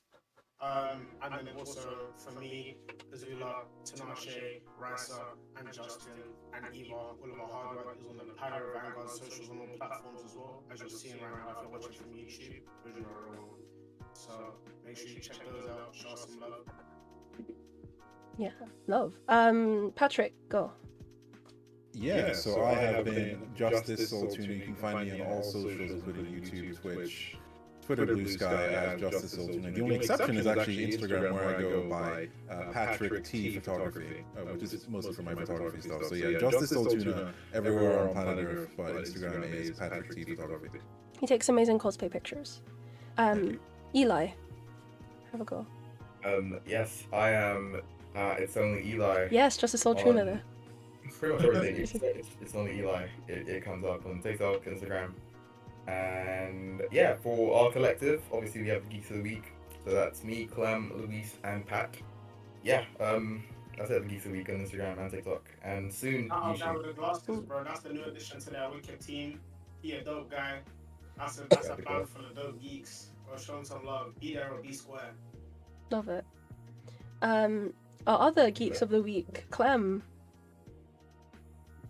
Hi there, I'm Clementine. I go by Plastic Fish Tank on most things, but I mainly just use Instagram. I'm also, like Eli mentioned, and you guys mentioned, 1/4 of the Geeks of the Week. So yeah, catch us at Comic-Con, and hopefully we can link up with you guys and do some more cool, fun geek stuff in the future. Love. Tinashe. Let's go. It's me. Yeah, so I go by Alpha Kings 123 on YouTube, official Alpha Kings on Instagram, and Alpha Kings 123 on TikTok. Also, I don't use any other social media. I don't care for it. But yeah, if you guys want to talk to me and stuff, Instagram is the best place. And yeah, don't forget to subscribe to my YouTube channel, please. Love.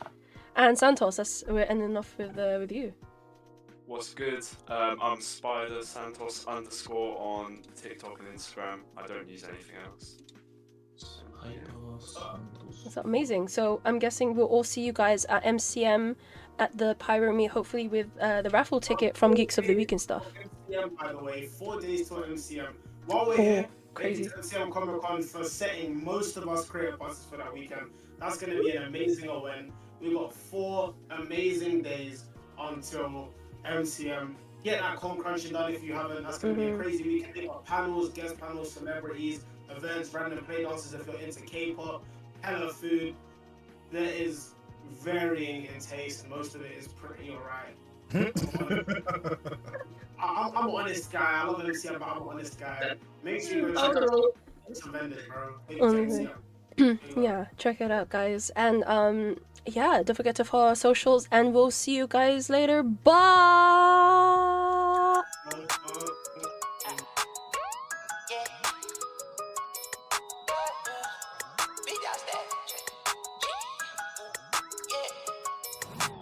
Big dog status, I'm a